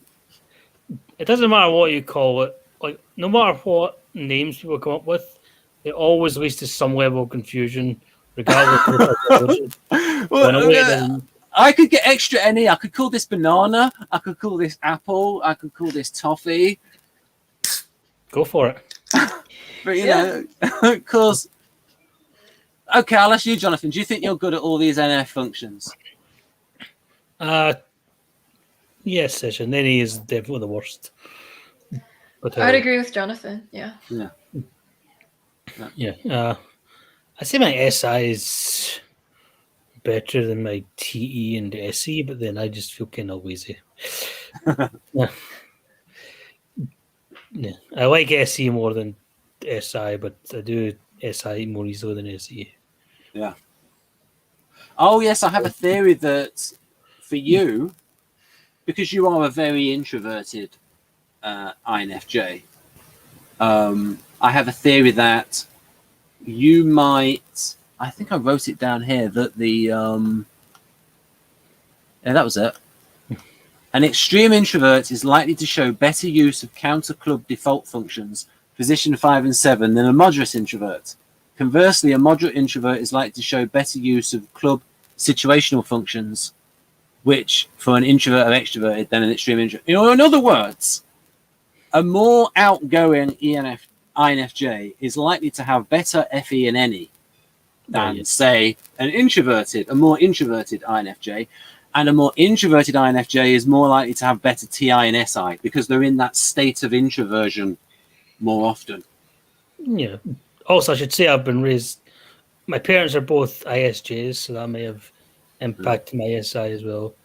Yeah, I do find like overly detailed stories with a lot of SI to be a bit much. I don't mind them in doses. Well, I'd say I like something like John Grisham, who I think is in like an STJ, maybe an ESTJ, whatever. I like his stuff more than George R. R. Martin, who's also SI type. Could be INFP or ISTJ, one or the other. But the difference is George R. R. Martin's books, they're part of a long series. So you have to like read the whole thing. He gets so much SI and he gets more and more SI as he goes on. Whereas like a John Grisham book is like more episodic. So it's like just read it, story's done, you can just put it down. So, Jonathan, have you done that test that I've suggested, like asking the audience what to think of do they love the sensory description? I have not done that test, no. I'll take your word for it. Yeah. And again, I've only read one John Grisham book, so I don't know what I'm talking about. Right. I've read a couple of Tom Clancy, he's ESTJs, probably, so I'm just throwing out names now. So what do you think of the idea of like dividing it in terms of your default realm of operation? And I had sort of like different names for this, like default field of consciousness, default realm of operation. Like, so if does that make sense? Is that understandable?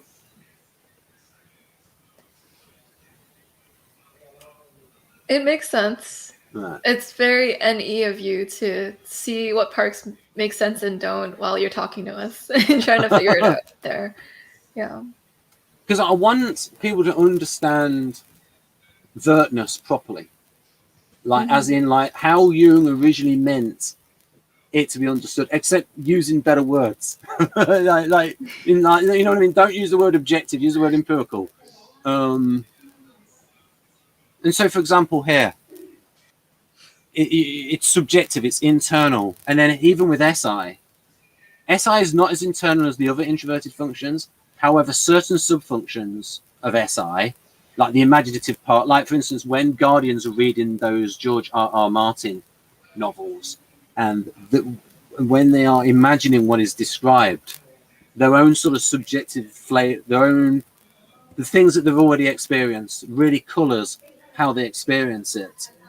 And I suppose the only way to sort of get towards that would be to have some Guardians discuss what they got out of each of the descriptions, to sort of like get an idea into what their sensory imagination's like. And I would also say the internal bodily harmony, again, internal. But I also think the other ones are internally focused as well. Because it's sensing, generally you are sensing things outside of yourself. It's got a subjective filter on it, but it's still outside of yourself. But so that's why I wanted to put that note in there. And do you think it's fair to say, for the introverted type, the default realm of operation is introverted, meaning that the subjective reaction to the stimulus is more important than the stimulus itself?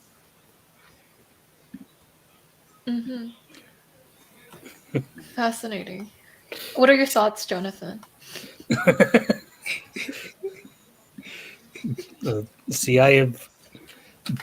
Bear in mind, I've been doing this with Ben for years, so I'm just used to that. I was busy, answering comments, so I didn't hear that. I'll ask it on her behalf then, Jonathan. What do you think, Jonathan, about all this Vertness stuff? Does it make sense? It probably does, yes. Oh, it probably does. Oh, this is the big J himself. Like, where is he going wrong? Interesting number of those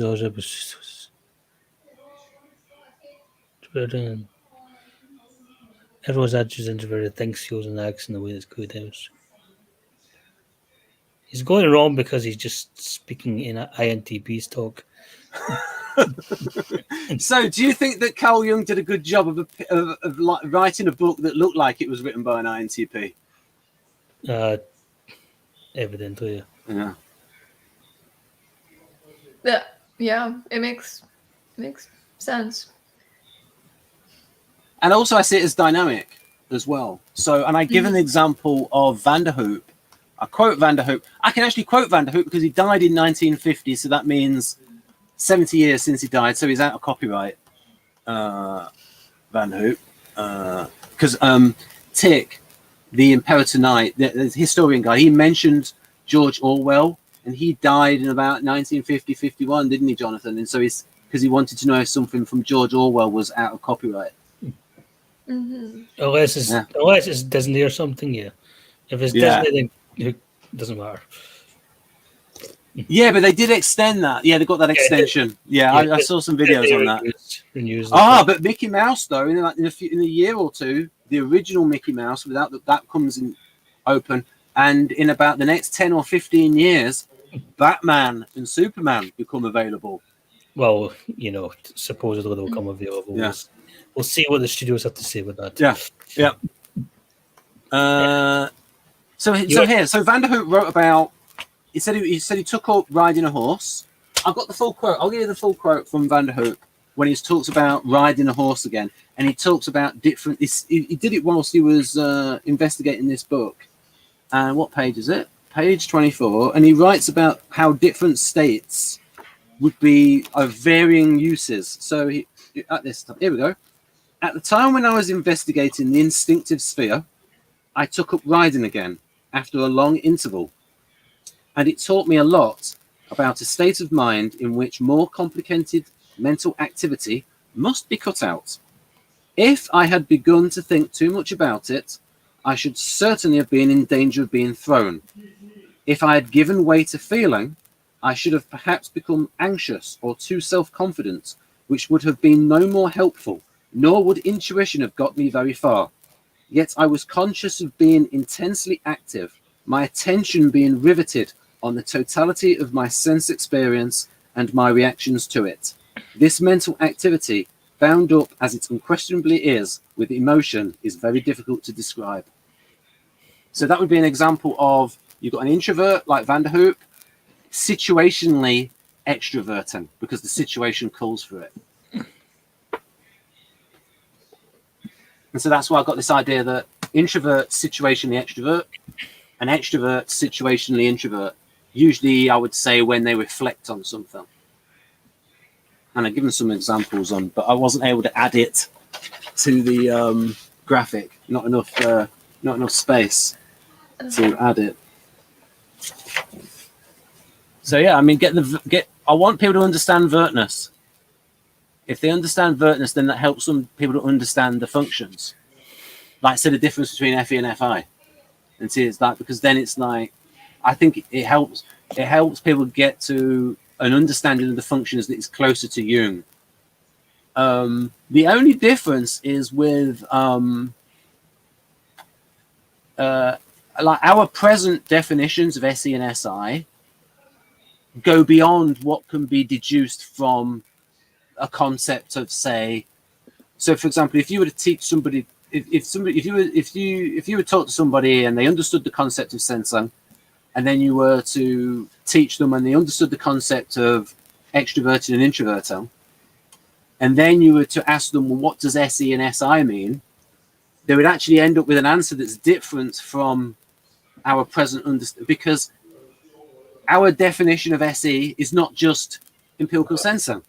It's not just like, say, a high sensory acuity to the actual physical properties of objects and sounds. It's more than that, because we went through that earlier on. There's things that have come in from the temperament, and that's why Vanderhoop said there's an instinct going on here. So where was that? Oh, it's up here somewhere. Right, here we go. Is that Vanderhoop? Ah, perception. Ah, I thought this was funny. What about this, Jonathan?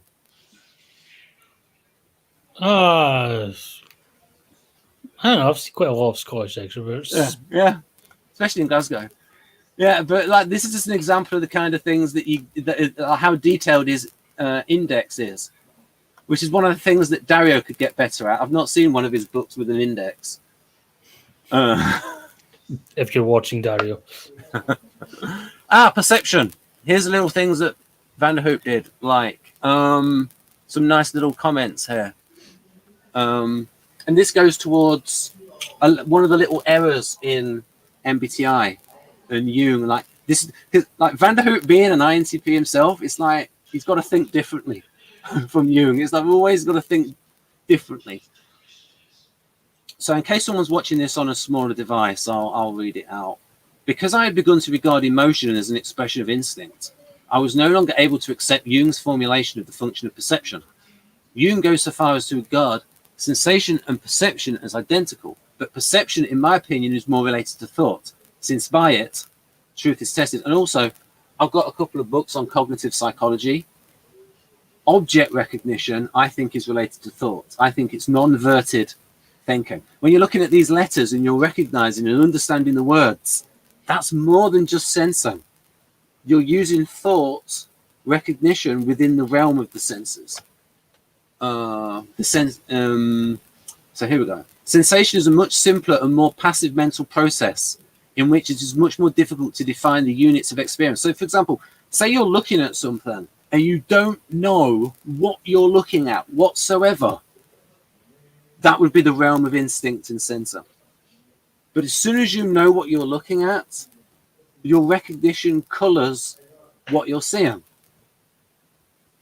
It's like, you know, when they do those things, have you ever listened to the radio where they've had like a competition and they play a weird sound and it's a guess what that sound is competition, or they show an object really close in and you've got to try and guess what it is, and if you think about what your experience of that object is like or sound before you know what it is, and then after you know what it is, then you could say that it crosses the boundary from the purely instinctual, the purely sensory, and then it becomes cognitive as soon as you recognize it.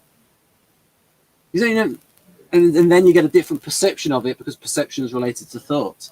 Then it's part of cognitive psychology. Here we go. Vanderhoop being very INTP here. Receptivity and reaction are here still closely related. If, however, sensation and reaction are regarded as a whole, there is an exact correspondence with those manifestations which many biologists describe as instinctive, and which even psychologists like McDougall regard as manifestations of instinct. And then I've got bits here. Perceptions are, however, mental contents of far greater differentiation than the field of sensation, which we have in mind. Philosophers in their ideas about sensation are too apt to start from the point of view of perception, which is quite a different process. Perception is a circumscribed cognitive process. That's how cognitive psychology thinks of it. And this limited conception has been transferred to sensation. Then you can go so far. What we've got there. This is my own thoughts on. I once did a video saying that I don't think thinking and feeling are opposites. I think they're only sometimes opposed. So there's a little bit from Vanderhoop, and then I'll put my own interpretation in. So feeling types, on the other hand, do not like the impersonal objectivity of which thinking aims, and which seems to them cold and unreal. Do you agree with that?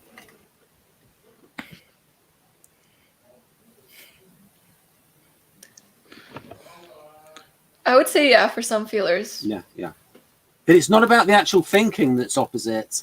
It's the impersonal objectivity. Yeah. Because I think you can use thinking and feeling at the same time. Yeah. What makes them different is the impersonal versus the personal. Yes. Yeah. And when I saw that from Van, I thought, that is gold. He's hit it on the head. He's nailed it.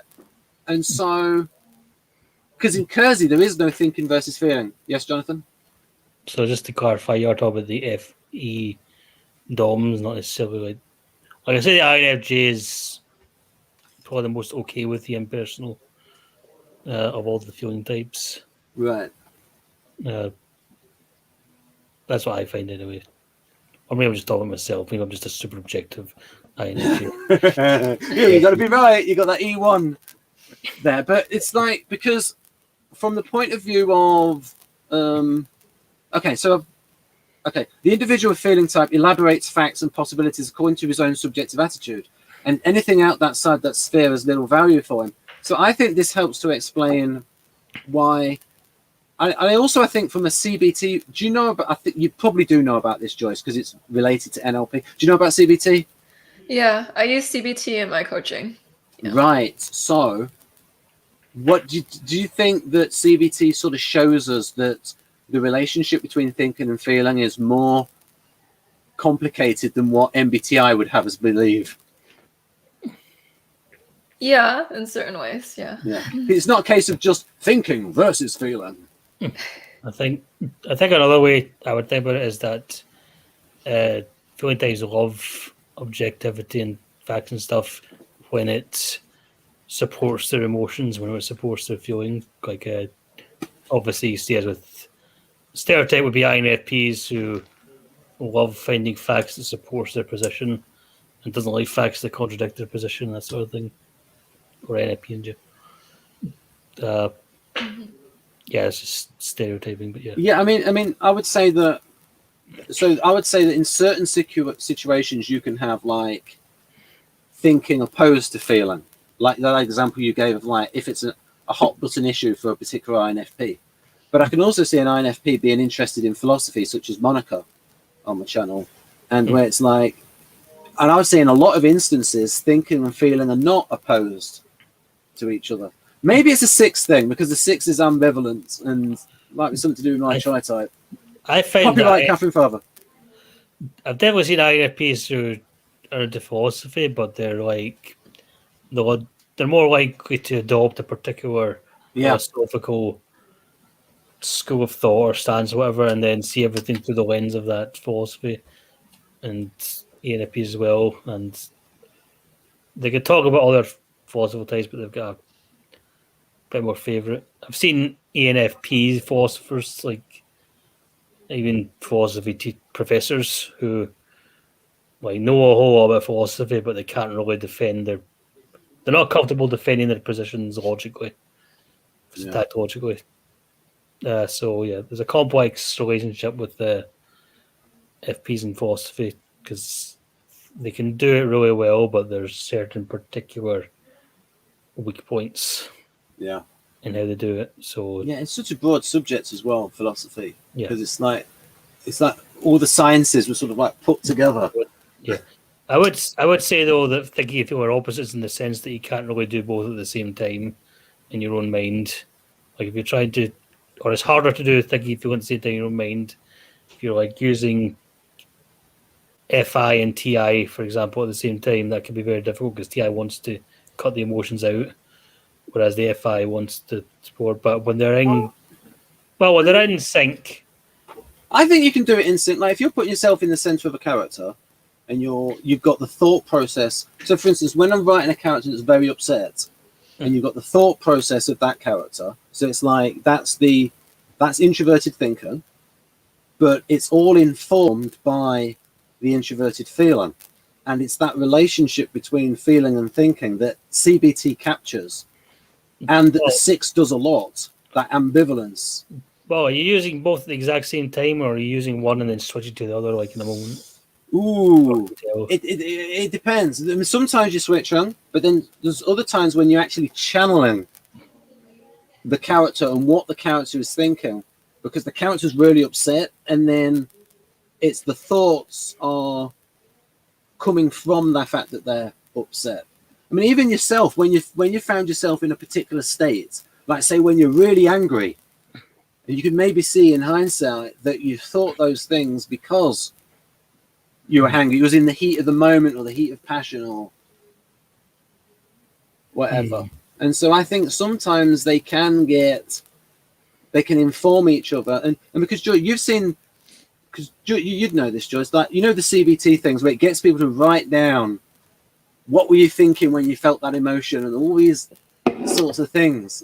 And it's like 50 years of study to show this complex relationship between how your feelings change your thinking and your thinking changes your feelings. Definitely. Yeah. There's a holistic relationship between these two things. Yeah. And then is this, oh, here we go. A little bit something that you'd like, a little bit of intuition.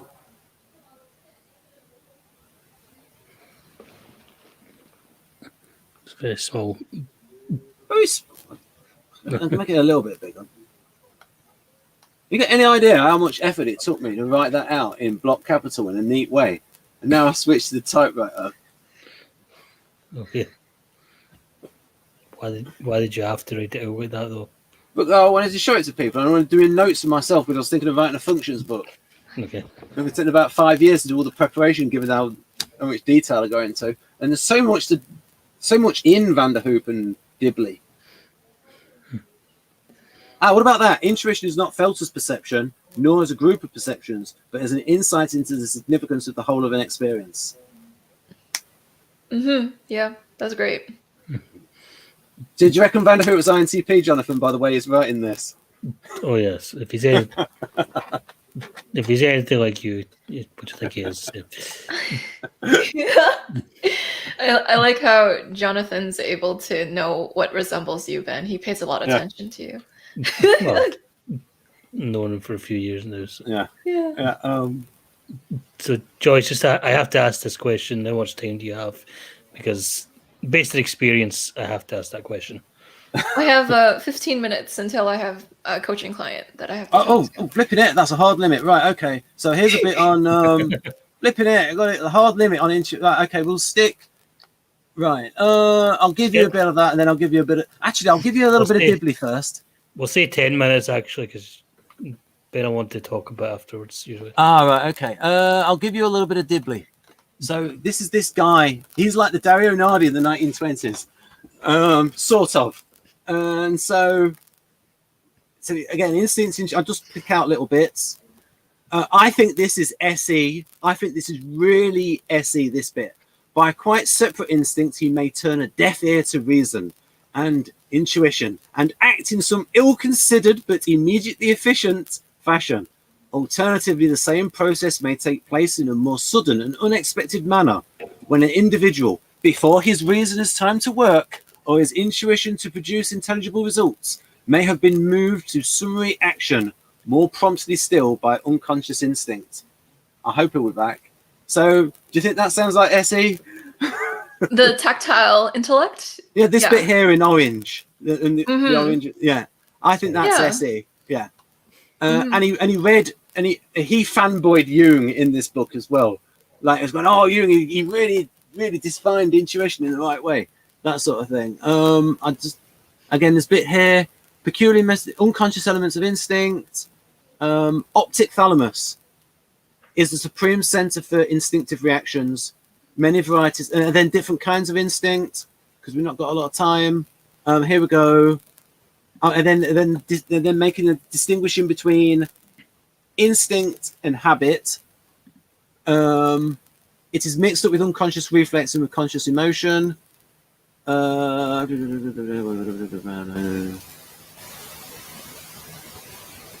But we need to know nothing about the mental. Again, it's all complex. It's all very like intertwined and nuanced and stuff. And we're up against the hard limit and instinctive behavior. Okay, extra stuff there. Wait, where's the bit that I wanted to show before? I wanted to concentrate on. Yes. So when you talked about the thalamus, I've got this to show you. This is from a proper.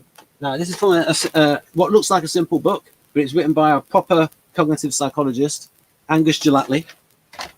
He's Scottish. He's in a Scottish. It'd be great to get him into an event with Dario, because he edited this book, this big cog-sci book for the Open University.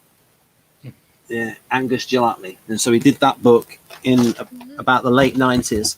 But I think this is fascinating. The idea that somebody who is cut off from their emotions has a very hard time making decisions. Fascinating. Is that? I'll just read that. The limbic system has strong connections with the frontal lobes. When these connections are damaged, people may show surprising little intellectual impairment, yet their personal, social, and professional lives fall apart. The problem lies in their decision making. Faced with a problem requiring a decision, they analyze and evaluate all the alternatives. You also could argue they get a bit ENTP-ish, yeah? Argues all the at excessive length, and they finally make their choice for irrelevant reasons. Take the example of a patient asked on which date to see his doctor. So you might think, Ben, this looks like an NTP. Do you prefer this Friday or the next? Well, that depends. But then again, I might be busy, and then like Friday ones I happen to. Of course, it would be easier if I was in town this Friday, but I suppose it's snowing again. I won't know. And it's like, because they've not got the feeling there. And then we got here, they can talk rationally, distinguish what is socially acceptable or not, but they often do not seem to feel their own emotional assessments at a core level. They might even remark that already they know, or that although they know what they should be feeling, they do not consciously have the feelings. Well, it says gut level, not core level. It's not. Is this really about emotions, or is it about instincts, which is a bit? I think this is about like limbic emotions. I think this is like, as Vanderhoop, and like I said, this is a little bit of a correlate to why Vanderhoop would say emotions are separate from feelings, and feelings are a lot more complicated. So, for example, he distinguishes between anger and indignation.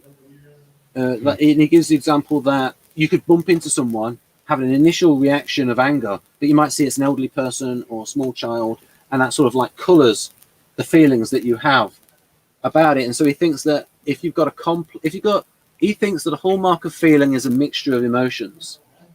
And maybe this is like the structure of the brain, where we've got this older part of the brain that's like the dog, and you've got like these like the emotions that a dog has, and then you've got these higher feelings in the brain, like sort of attached to like values and ethics and right and wrong, and that's very different from like your core emotions. And so here's an example. And so remember, Dibley said he thought that instinct was in the thalamus. He said the seat of instinct was the optic thalamus. And here we have the human forebrain contains a large number of important structures. The thalamus is a kind of communication center which receives input, sensory, eyes, ears, skin, and other sense organs. It also modulates activity in the cortex as a whole. The hypothalamus is a small but very, and then the 4 Fs. So you've got, so right there is saying that you've got your emotion and your sensory input goes to the thalamus first. Feeling, fighting, fleeing, and what? And fornication. He cleaned it up. I like how they put. Hey, I think it's clever what he's done there. He changed flight to fleeing, because not all animals have wings. Okay. Because they used to say fight or flight, didn't they? Flight still sounds better. Yeah, but fleeing. Yeah, but you know, I don't see many deer flying. Oh, they would have had Red Bull. Right, maybe. It gives you wings. Very good. Good joke there, Jonathan. Yeah. And then limbic system, and then there's another bit, and then a little bit of evidence for all of this. Here we go. Again, there's stuff in the book. The stuff with rats. We've not got a lot of time for that, but we can say stuff here. Information from the eyes and ears travels first to the thalamus.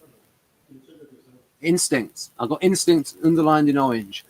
And from there to the visual and auditory areas of the cortex. It used to be thought that sights and sounds were first experienced and then recognized in these cortical areas. Information about what had been recognized was then supposedly sent to the limbic system for an emotional reaction.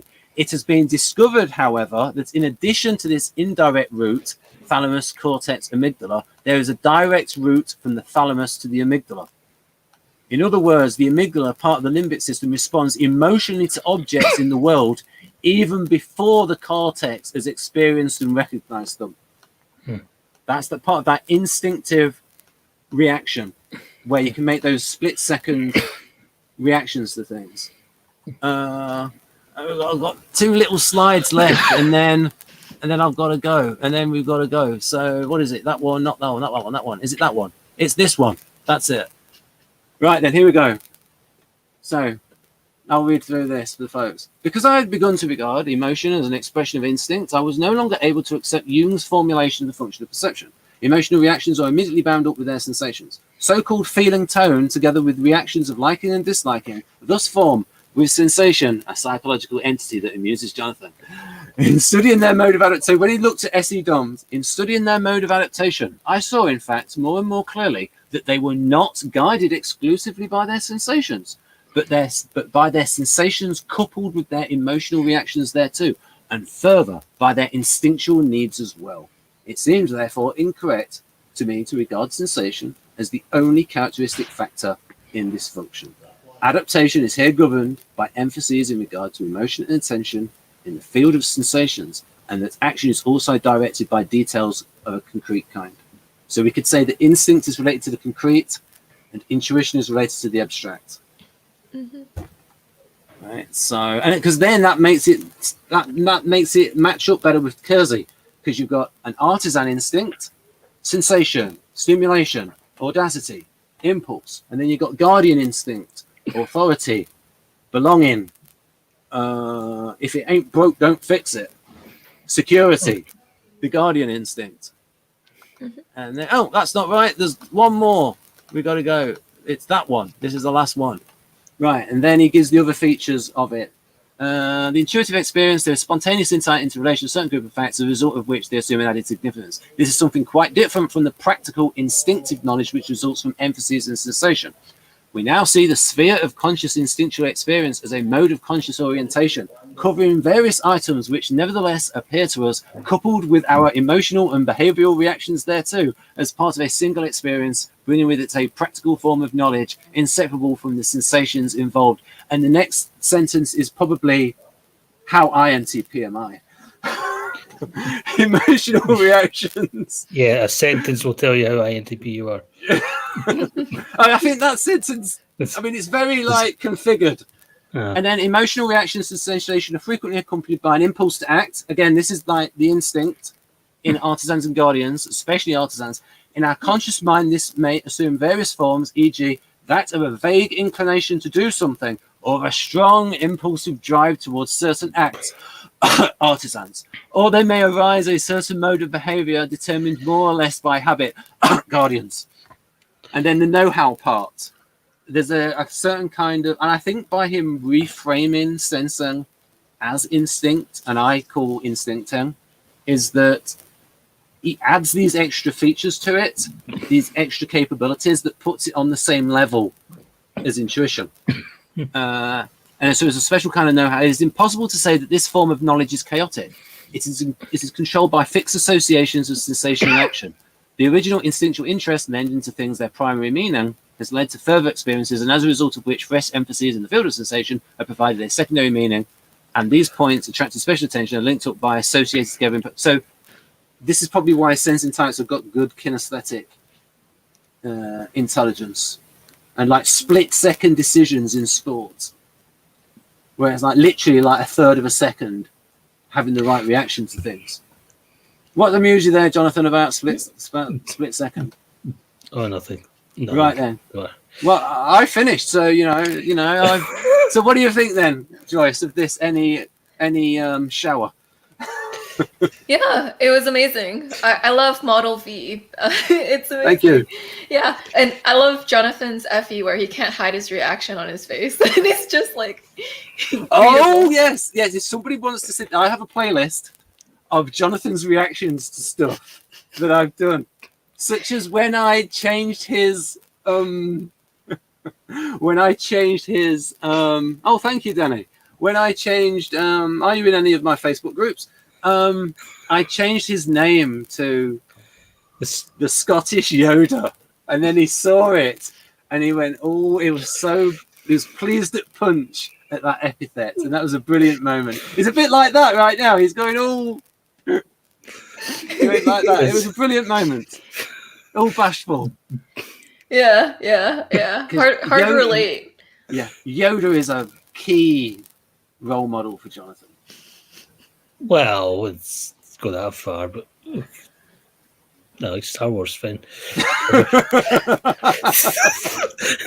And then he got his reactions to things like saying things like "enough of this NE nonsense," because like we spent like 2 hours on like this much of a page. I think Joyce understands how that could happen. Yeah. Yeah. Oh yeah, and then there was when Monica talked about Jonathan's Scottish skirts and like his reaction to that. What? I don't remember that. And she said, I've not seen your Scottish skirt, Jonathan. And he said, no, it's called a kilt. It's called a kilt, Monica. Well, yeah. Yeah. Well, anyway, I think there's any nonsense has to come to the end because Joyce has somewhere to go. Yeah. So, thank you for having us on. Yes. Yeah. It was a joy to have you both on. And so, Jonathan, I love your facial reactions. It's a lot like me. Like, I can't hide how I feel. So people end up going like, hey, you're making that face. And then like, no, we have to be called out. So I relate to that. I also love your wisdom, Jonathan. You have a lot of wisdom. You take a while to think about what you have to say, but when you say it, it's very wise. It's very sage-like, and you offer a lot of perspective. And I really enjoy hearing it. That is true. Yes, I am very wise. And he hadn't really talked about Enneagram. That really is his wheelhouse. That's Jonathan's wheelhouse, the Enneagram. One of many wheelhouses. Yeah. Ooh. Yeah, I love that confidence. And yeah, Ben, thank you for showing the connections between the Enneagram, Keirsey, and Linda Behrens and Daria Nardi. All of this work combined into one and Socionics in an elegant way. You're able to kind of take these concepts from different fields and combine them all together. And try to be honest about Socionics, not like be like, say, just like some people can be like, say, shills for NLP or shills for Socionics, where they're not honest about the bits in it that are good and bad. Like, try to be honest about what works in each system. Because they're a product to sell. Yeah. Yeah, yeah. So I like how you take what's true from each system and you combine them together. Yeah, and that's amazing. And you have these really great comprehensive definitions. And I love your SI stories about Jonathan. It's hilarious. You'll have all the little tales of him, and then Jonathan's making that face again, and he's like, "Dang Well, it, man." in fact, I could show you once we're off air, I could show you the playlist. Well, later on, maybe after I could show you get your live reaction to these videos involving Jonathan. That would be fun. Mm-hmm. I'm sure it'll be very amusing. Yeah, there was one. Here's one. Look for the one with Mussolini, where I suggested that Jonathan had a facial resemblance to Mussolini, and Jonathan strongly objected to that. And then I asked him to do a Mussolini pose. It's like, that's it. Yeah, he's doing it. He turns sideways like that. Get the chin out. Oh no. Okay. Anyway, Joyce, you have a client to get to, so Yes, sorry, Judge. Wrap this up before it continues. This is a pleasure. Yep. Yeah. Thank you for showing me your system and the diagram of the functions and how they play out and all your amazingness and all these citations from all these books. Like, it's amazing. Oh, I didn't notice all these people, all these comments in the chat. There you go. That's what NE does. It takes you out of the moment. Yeah. Yeah. Because by default, when you host, you see the comments. Whereas and so I didn't see, because I'm not used to this interface because I usually host. Well, Definitely. I saw them. Well, that's because you, Jonathan, are usually a guest, and so you are aware to switch. Yeah. Anyway. It's fantastic. You really showed your Linda Barron style of informing today during this whole video. It really shows how the interaction styles have a lot of truth to them because we got to see it in real form. Yeah. And I love your TI, your ability to like see things that make sense and add things that are consistent with each other together into this really well-formed model. So yeah. Well, thank you. But yeah, I mean, I will say when it comes from other sources. I don't want to pretend. I'll say when I've come up with stuff, but I also really want to say when it's somebody else has come up with stuff. So that's usually why I mention it. Yeah. Yeah. So this was a fun time. I really got to see your NT come out, and you got to show us all of this thorough information. Much appreciated. You both are a great dynamic duo. Yeah, and I'm glad to be both of your friends. Oh, thank you. Someone said we should collab again. So yes, we can do. I mean, I'm happy to appear on your channel again, Joyce, and maybe the more structured formats. Or it's like, man, this is what we're talking about, and just this. And you have to appear on my channel as well. Awesome. I'm looking forward to it. And thank you, everyone, for the wonderful live chat comments. And I'll see you all in the next episode. Bye. Yes, wonderful comments I never saw.